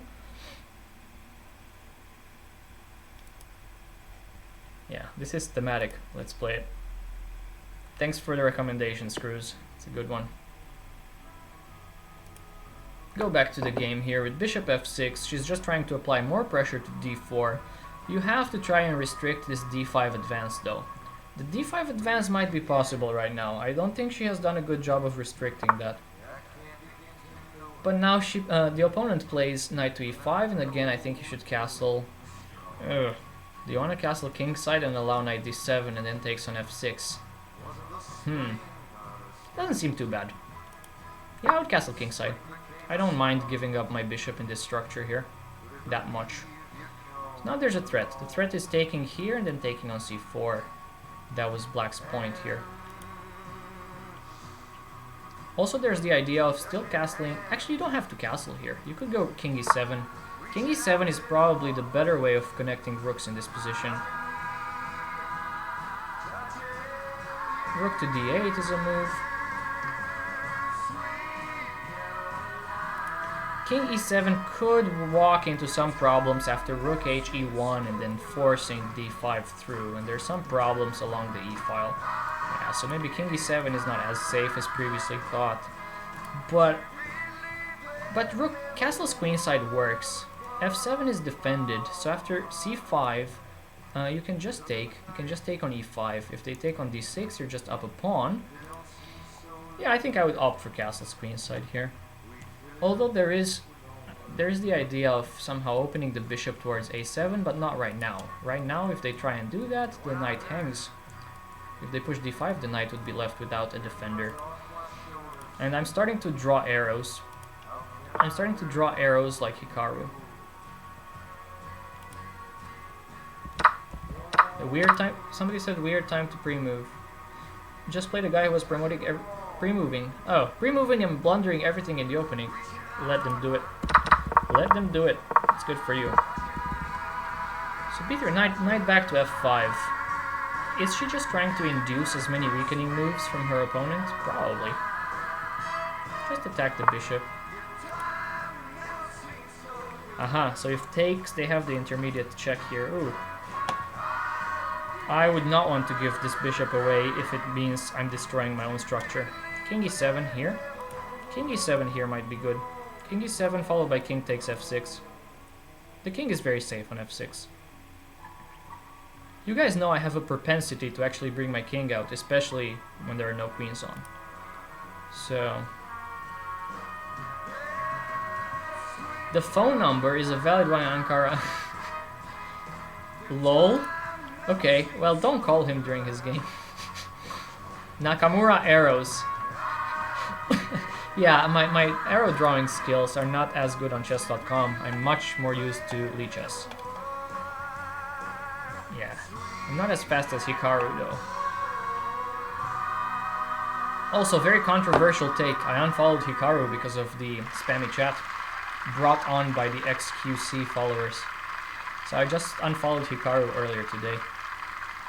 Yeah, I know it's a controversial take, but I just can't stand it, like, with all the spam in the chat. That's not chess. You can't even read the chat, it's unreadable. It's become unreadable in the past, like, 7 days. The opponent should probably just capture on f6 with check and then take on e3. Unless they want to play with some material imbalance here. If they want to play with knight against bishop, you let them do it. Wow, really? They want to play with knight against bishop here. I think the bishop should be favored. I would not have hesitated. Had I been white, I would not have hesitated to take on f6 and ruin the pawn structure a bit. Now I think black has a good position. I don't really want to play king to e7 because that blocks the bishop's retreat. So I would probably opt for castle's queenside here. Or kingside. Yeah, castle's queenside because the rook comes to the d-file right away. Okay, so we're done with Sweet Caroline for now. I'm not gonna play that on repeat.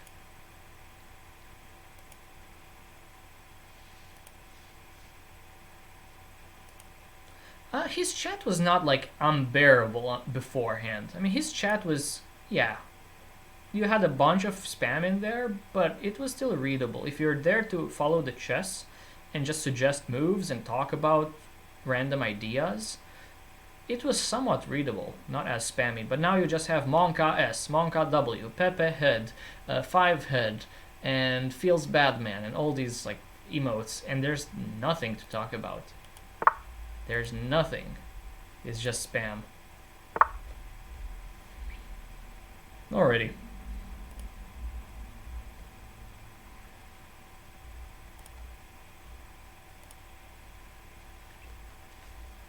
Rook h to f1, last move, doesn't really do as much though. I mean, the f7 point is not as weak, right? I think black should organize a pawn break in the center somehow.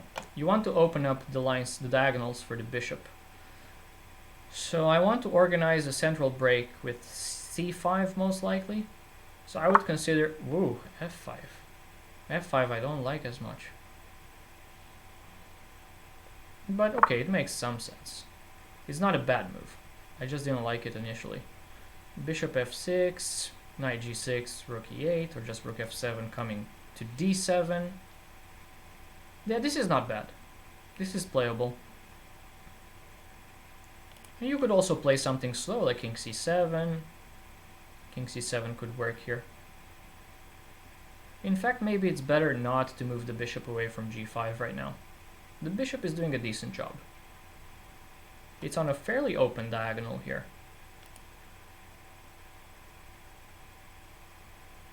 Because if you play bishop f6, he's definitely going to play knight here, right? Although the knight there is not doing as much. In fact, it's kind of offsides. She's a good endgame player. I trust her. King c7. Yeah, king c7 is very good. Yeah, Eric, it was about Hikaru. I was pretty much complaining to the chat that I find Hikaru's channel kind of full of spam recently. Like, his chat is just full of random spammy emotes that don't even pertain to the situation. Because, like, when I tell you guys to spam the Stroopwafel or Anna-Maja in the chat, that's for a purpose. It serves a purpose. We're just cheering her on. But when you have Monka S and Monka W for situations that don't even require such expressions of amusement or whatever you want to call it, I just don't get it. I think it's just very spammy.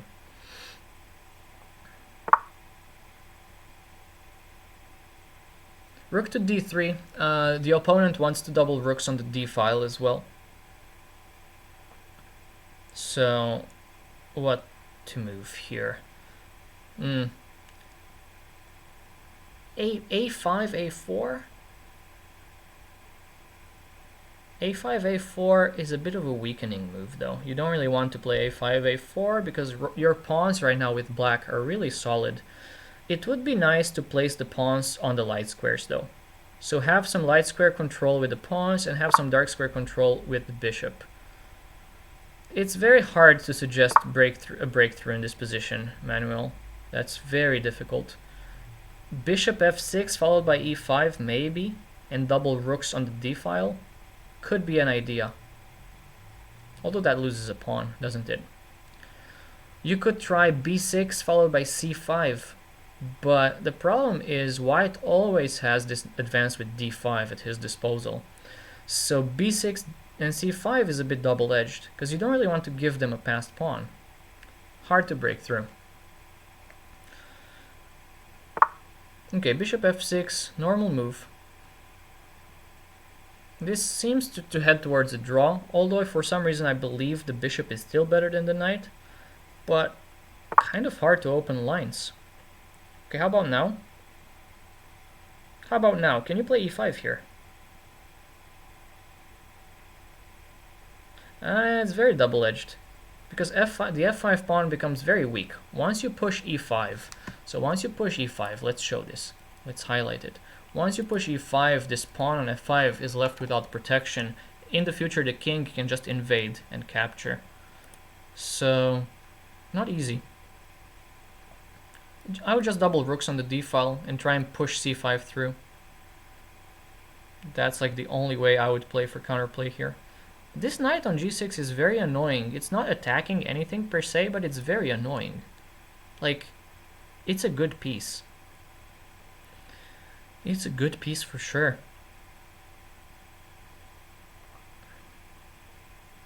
How about this? How about let's analyze e5, takes, takes, takes, takes, takes, takes, king f4, rook check, takes f5. Ah, okay, this is bad because they have king g6 at the end. Yeah, so e5 is not good. She goes for this b6 followed by c5 idea, presumably.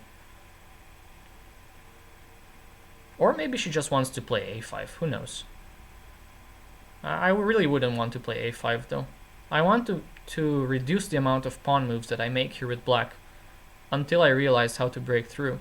So until you're sure that you're going to break through with c5 or e5, I would minimize the amount of pawn moves, sorry. Knight is effectively trapped. I wouldn't call it trapped. I would just call it maybe not the greatest piece. Yeah, you have to take on d3 now. But somehow I feel that I think white just misplayed this. Now the rook is coming to b8 at some point, and you can attack c5 like this. e4, a good move. Yeah, that's a good move. e4 was a very good move.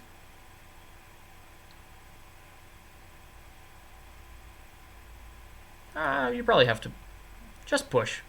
Just push here. Just push f4. There's no danger. There's no danger with rook d6 because you always have rook b8 and rook b5.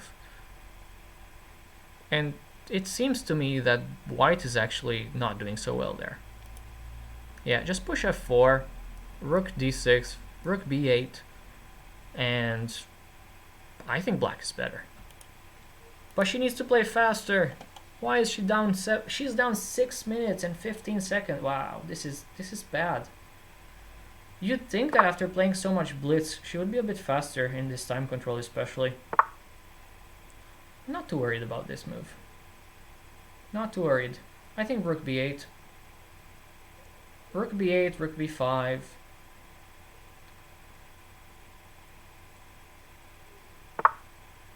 Oh, she goes for a5 here, interesting. And now the king is slowly infiltrating in black's position. Ooh. Oh man. What to do? I don't think that's the best move, because now b4. I think white just plays b4. Or just captures. Is this good? This cannot be good. Knight takes e5. Knight takes e5 for white seems like a given here. Knight takes e5, and what you gonna do? Knight takes e5, rook takes a4. There could be this move. The black rook is getting quite active and is capturing a bunch of pawns, but I don't know. Just doesn't feel it like enough. You can't take the knight. If you take the knight, you're just lost. If you take the knight, I think you're just losing. Yeah, I don't think this is the correct way of playing. I think the rook is just gonna munch on a bunch of pawns here. g4. Oh, wow, look at this. Rook g3. Yeah, this game is slowly slipping away from Anna-Maja's grip. Yeah, this is not good because this pawn is very strong.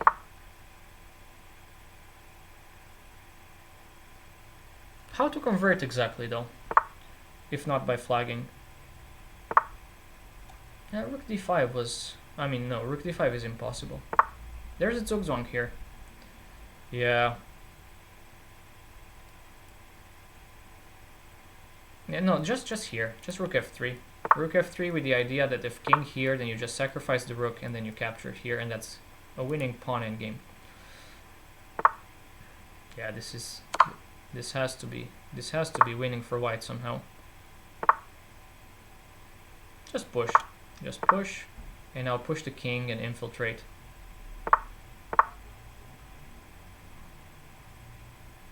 g4, g5 could be a move.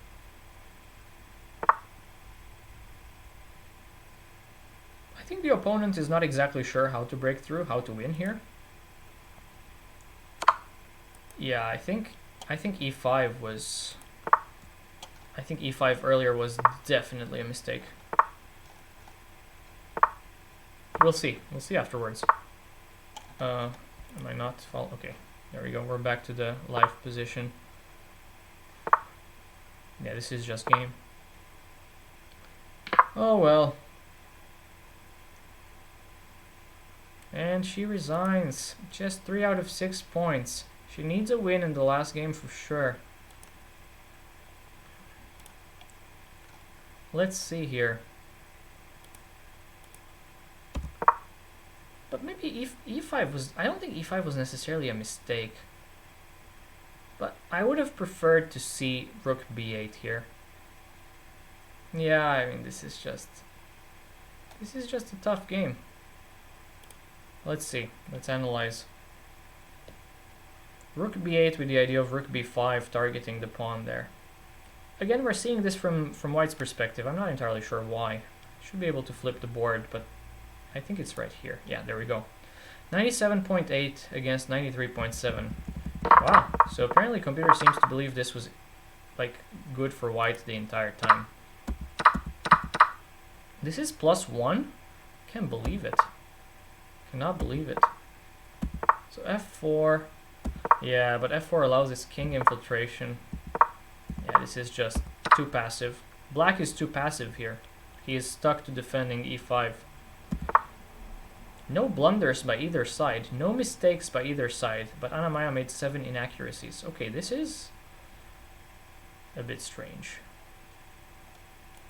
This is a bit strange. Not gonna lie. Maybe the opponent is just very strong. Yeah, the rook endgame was definitely winning here. There are so many moves that win. Not a good game. This game, yeah, this was a well-played game by both players, and the white player just prevailed because he was more accurate. Yeah, this was a good chess game. I mean, as a chess fan, you have to appreciate a good game. This was well played. I mean, this idea with e4 creating weaknesses on the light squares and infiltrating, this is a very strong idea. Yeah, this is really, really nice. I really like this move e4. It shows deep positional insight. And it was played in, you know, 4 seconds, so I mean, he found it reasonably fast, and he pre-moved a lot, so there's nothing suspicious about this player. This player is just legitimately strong. Yeah, this was just a good game by white. There's nothing suspicious there. Yeah, good game. What can you do? You tip your cap and you move on to the next game. When something like this happens, you just have to recognize that you have been defeated. It happens. It happens to everyone. How many games still going on?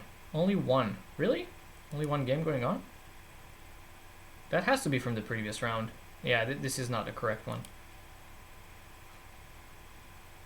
I think it's just lagging for me or something. Oh, okay, now it's showing all the games. Let's watch Taip. Oh, Taip99. This guy is famous. I've seen him around some Twitch chess channels. Yeah, I think he's a pretty strong player. Yeah, who is Taip99? I have seen this player around.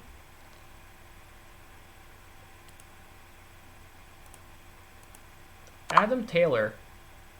Wow, look at that blitz rating. He's almost like near his peak of 2600. Very strong player.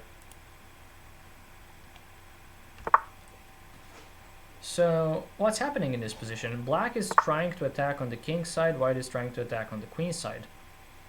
And they're both down to under 1 minute. How about f4? Is f4 a move here? Oh no, f4 blunders the pawn with check. f4 was not a move. Ooh. Ooh. Rook c4 coming. Yeah, rook c4 was coming, right? There's no way to stop that. There's no checkmate here, right? The queen is controlling this square. I think the point is, why did he resign? This did not merit resignation. I mean, there's king b8, rook c4. Yeah, I'm not entirely sure why he resigned here. He probably thought there was a mate on c8, but there's no mate. Oh well. Sometimes you resign. Was this position completely winning for white? That's what I'm curious about. That's what I'm curious about. Did not seem like a clearly winning endgame there. I think white is up, but not winning. Like, not completely winning.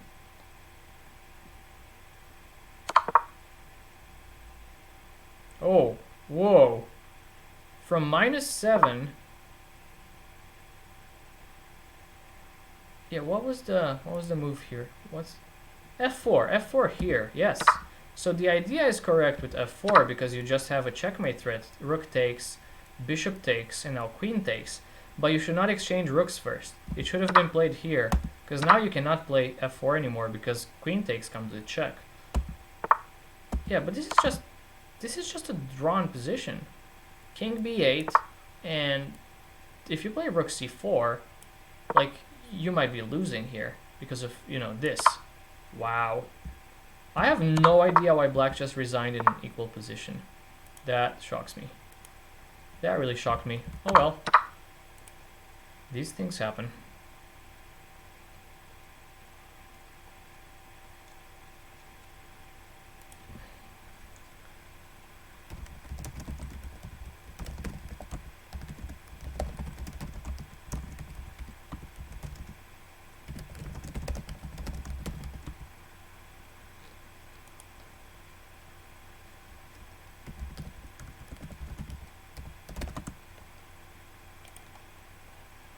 Let's move on and let's see when the next game is going to start. A bunch of games still going on. Let's watch one of the top boards. Bulldogging against Alohomora. That's not how you spell the spell from Harry Potter. It's Alohomora with an O. I should know this. I'm a Harry Potter nerd. This has to be completely winning. What is going on? GG. And the GG should be called. There we go. This was a GG.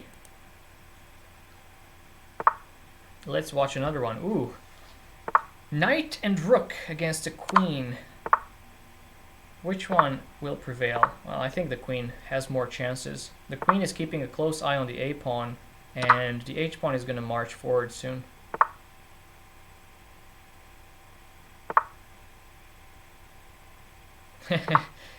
Whoa, tricky. But no, this should be a win. This should be a win for black. And he almost flagged. He made a move with 0.1 seconds. And this is just game over now. Horsey might be strong, but the queen is stronger. And the H-pawn is going to march. Just don't blunder your queen. If you're black, just don't blunder your queen. You're going to be fine.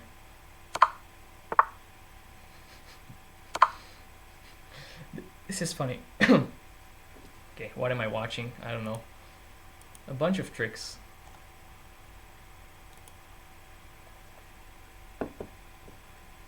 Far East Chess. Very suspicious. 98 plus all games. He's gonna be caught. If he has 98 plus in all the games and he makes like really strong computer moves in hard positions, then he's gonna get caught. I have no doubt about it. I have no doubt about it.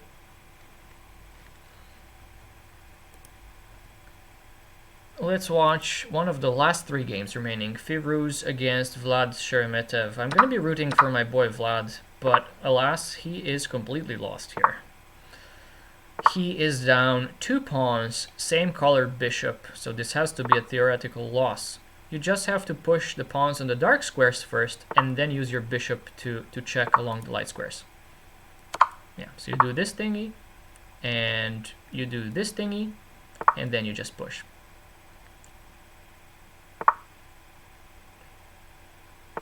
Yeah, so this is game over now, because black cannot avoid the mate or the queening of one of the pawns.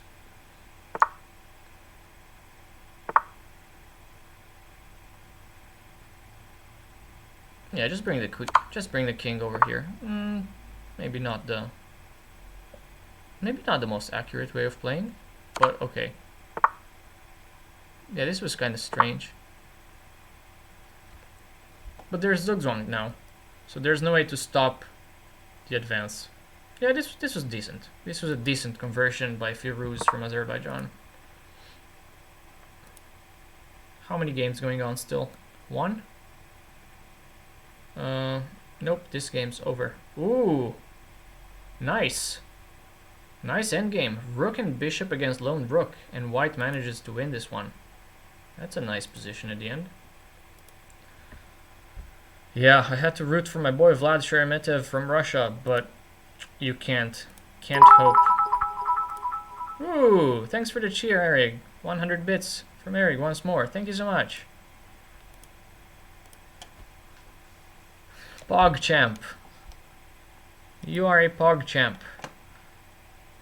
Let's go for the PogChamp in the chat.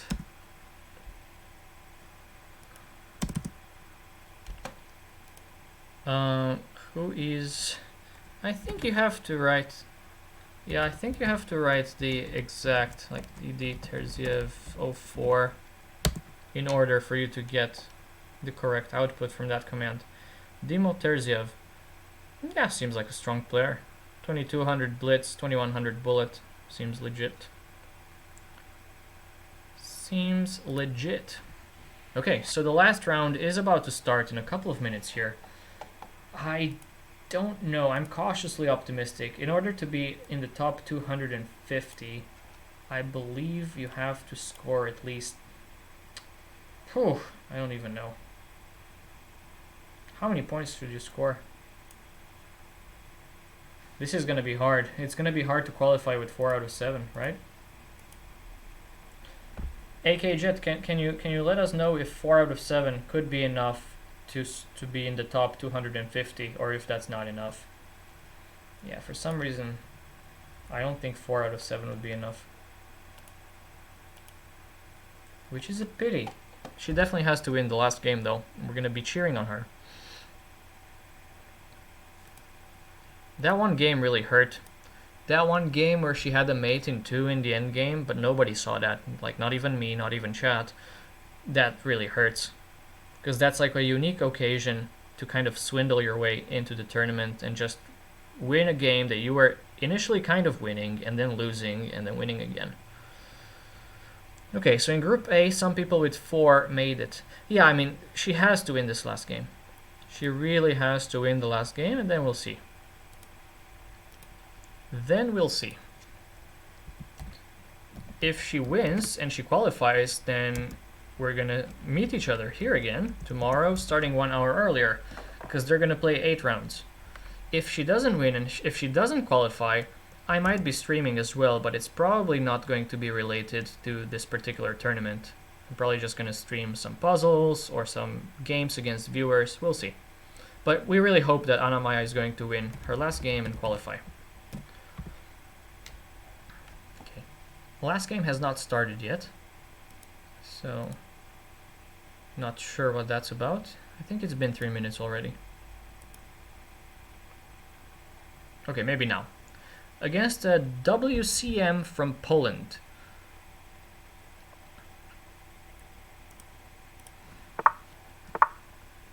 So, okay, a French defense.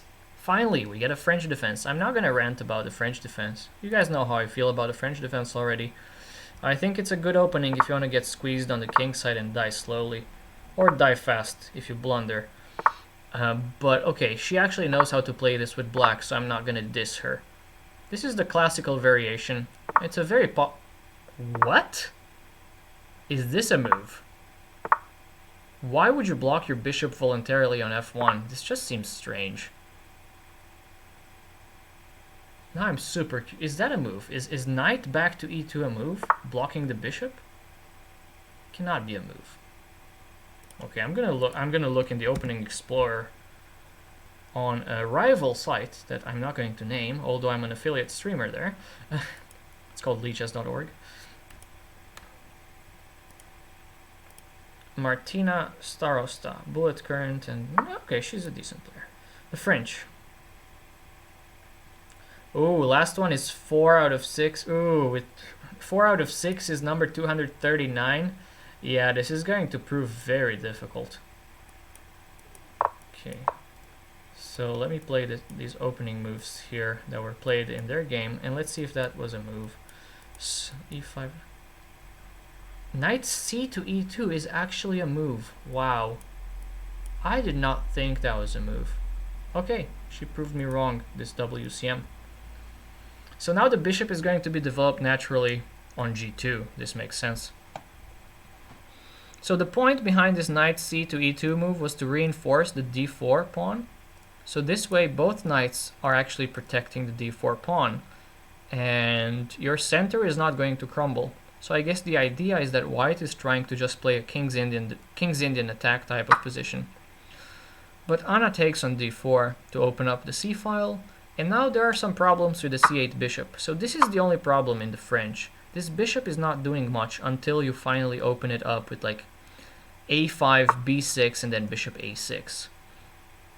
I don't necessarily understand why she wants to trade the dark squared bishop though. Like, okay, bishop b4 gains a tempo and it gives her time to castle, so maybe she really knows this line, but I'm not sure why bishop b4 was played otherwise. Maybe this is just theory and I'm not sure about the theory in the French, because I don't play this line with white. When I face the French defense, I usually play knight d2 on the third move, the Tarrasch, or e5, the advance. I don't play the classical with knight c3.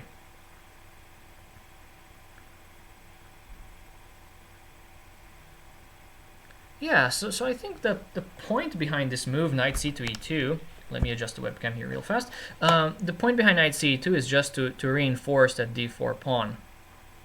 But it does look kind of awkward, because now you have to place the bishop on g2.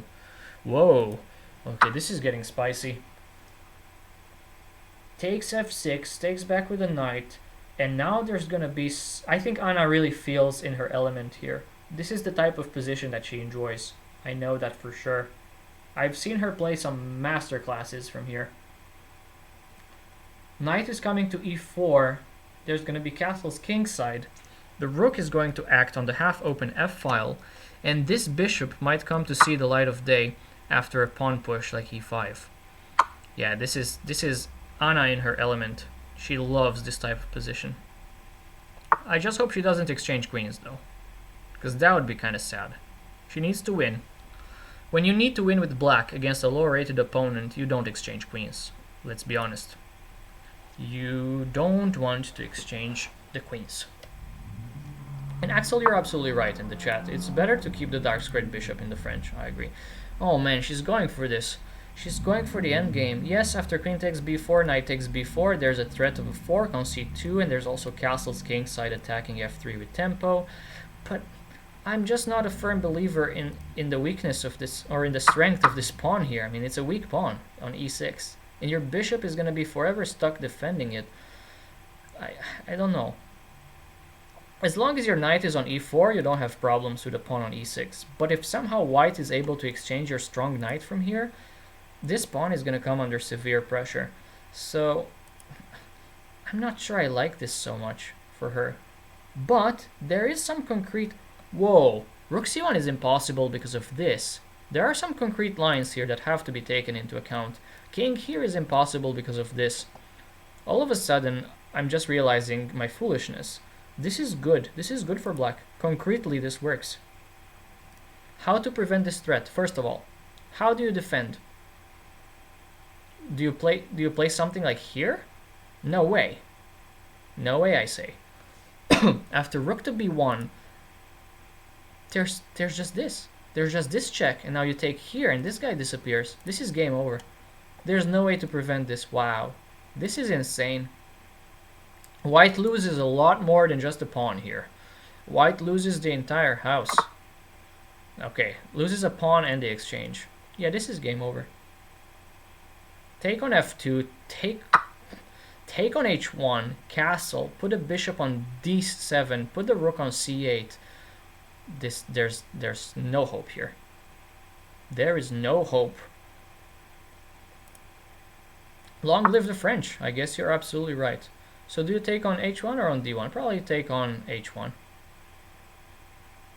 Because the rook on d1 is kind of useful. So you take on h1, force them, or maybe not force them, but kind of ask them how are they going to recapture. And then you're just going to castle and bring the bishop out, and you're up in exchange, and a pawn, and you have... Oh, wow. She's going for the pawns. This comes with check, that makes sense. So she can just bring the knight back. Yeah, this is good. Grab another pawn while you still can. This is a good move. Wow. This is move 16, and black is completely winning in an opening that looked quite sad for black. You only see this stuff in the French, I swear. Yeah, Anna-Maja is definitely going to win this.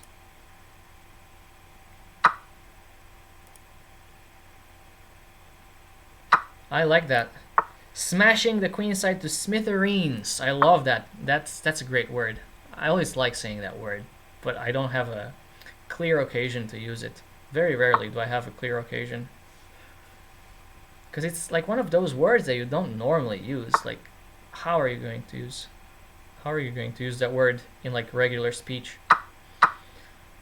Okay, Eric, you should check out the French. You guys know how I feel about the French, but I agree. If you like those positions and if you feel at home attacking the queenside, go for the French. It's not unsound. It's a good opening if you like those positions. I would never play it myself because I hate cramped positions. But if you like those, go for it. Yeah, this knight is gonna come to d4, but that's nothing. Just castle kingside, you bring a rook to f2, and let's show that. You bring a rook to f2, the other rook is coming to c8, and then potentially to c4, and then you're gonna march b5, a5, b4, a4, and so on. She actually wants to keep the king in the center, which makes sense with king e7. Yeah, king e7, rook c8. These are again normal moves. If king e7 and knight h5, you don't want to push the pawn, you just want to bring the rook over to f7 and defend that way. Yeah, this is... I feel confident that I would beat Magnus Carlsen from here. I mean, there's no counterplay. b5, a5, you just push the pawns, create a passer, trade some material, put the rook on c8. I don't think I would beat Stockfish, because Stockfish is just like 3500 ELO, but I think I could easily beat Magnus from here. There are no weaknesses. You have no weaknesses. White cannot attack anything in your camp.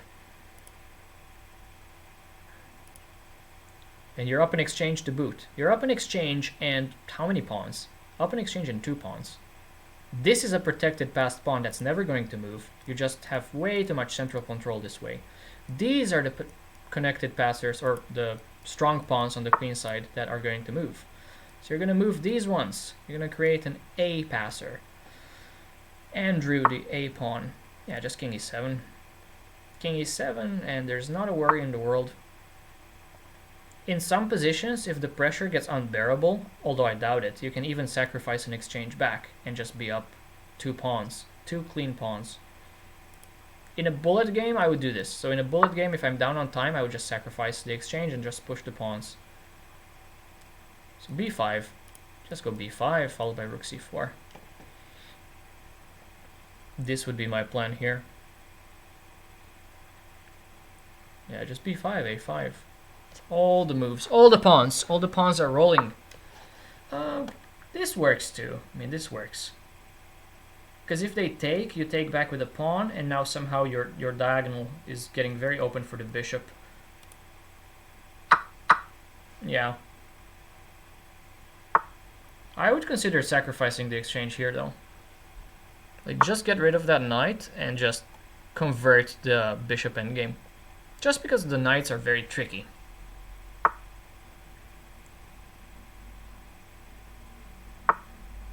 Okay, that's a very good move.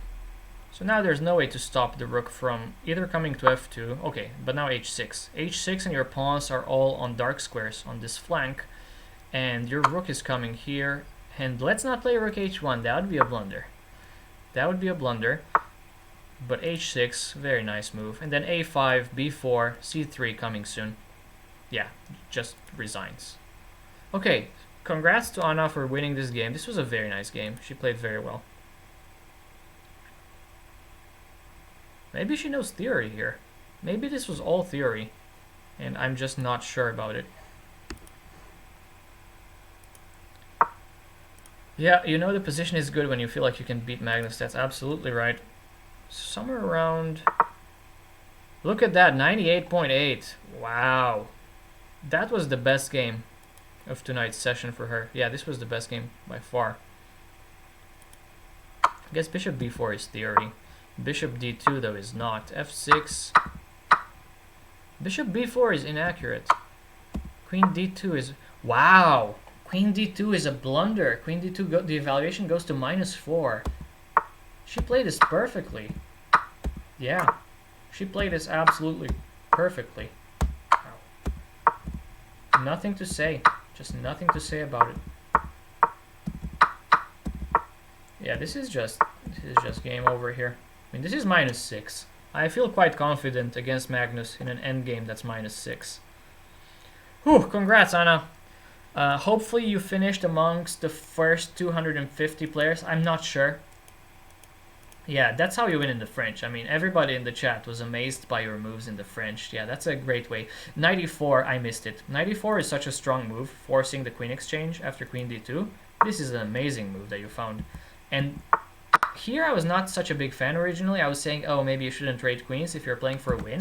But now I understand there's no way to prevent material loss. There's no way for white to avoid losing a lot of material here. So once I understood that, I was like, yep, she's a genius. Yeah, you played very well here. One game that kind of slipped through your fingers was the one where you played like rook 8. No, where you pushed c5. So you had a bishop on d5, and your opponent had a knight on d4, and you pushed c5 too early. So that was a really strange game because you were up, then your opponent equalized, and somehow in the end game you missed a mate in 2. There was an f6 and then g takes h6 mate. So I was shocked to see the mate in the analysis. That was probably the one that hurt the most. But otherwise, you had some good games. I liked when you sacrificed the bishop on e6 in the Sicilian with white. That was very good. And Eric, not going to have 249 with many games still unfinished. Oh yeah, well okay, guys. There haven't been any cheaters banned yet. So what happens is by tomorrow, hopefully the cheating committee is going to eliminate some of the players who played computer chess, and there's a chance that Anna is going to be among the first 250. So let's look at all the possibilities here. Of course, right now we don't know for sure, and I don't know for sure, but I'm gonna check chess results later tonight, early tomorrow as well, and see what happens. But this has been a lot of fun, guys. I mean, this was probably one of my best streams, if not my best stream. I really enjoyed following Anna's games.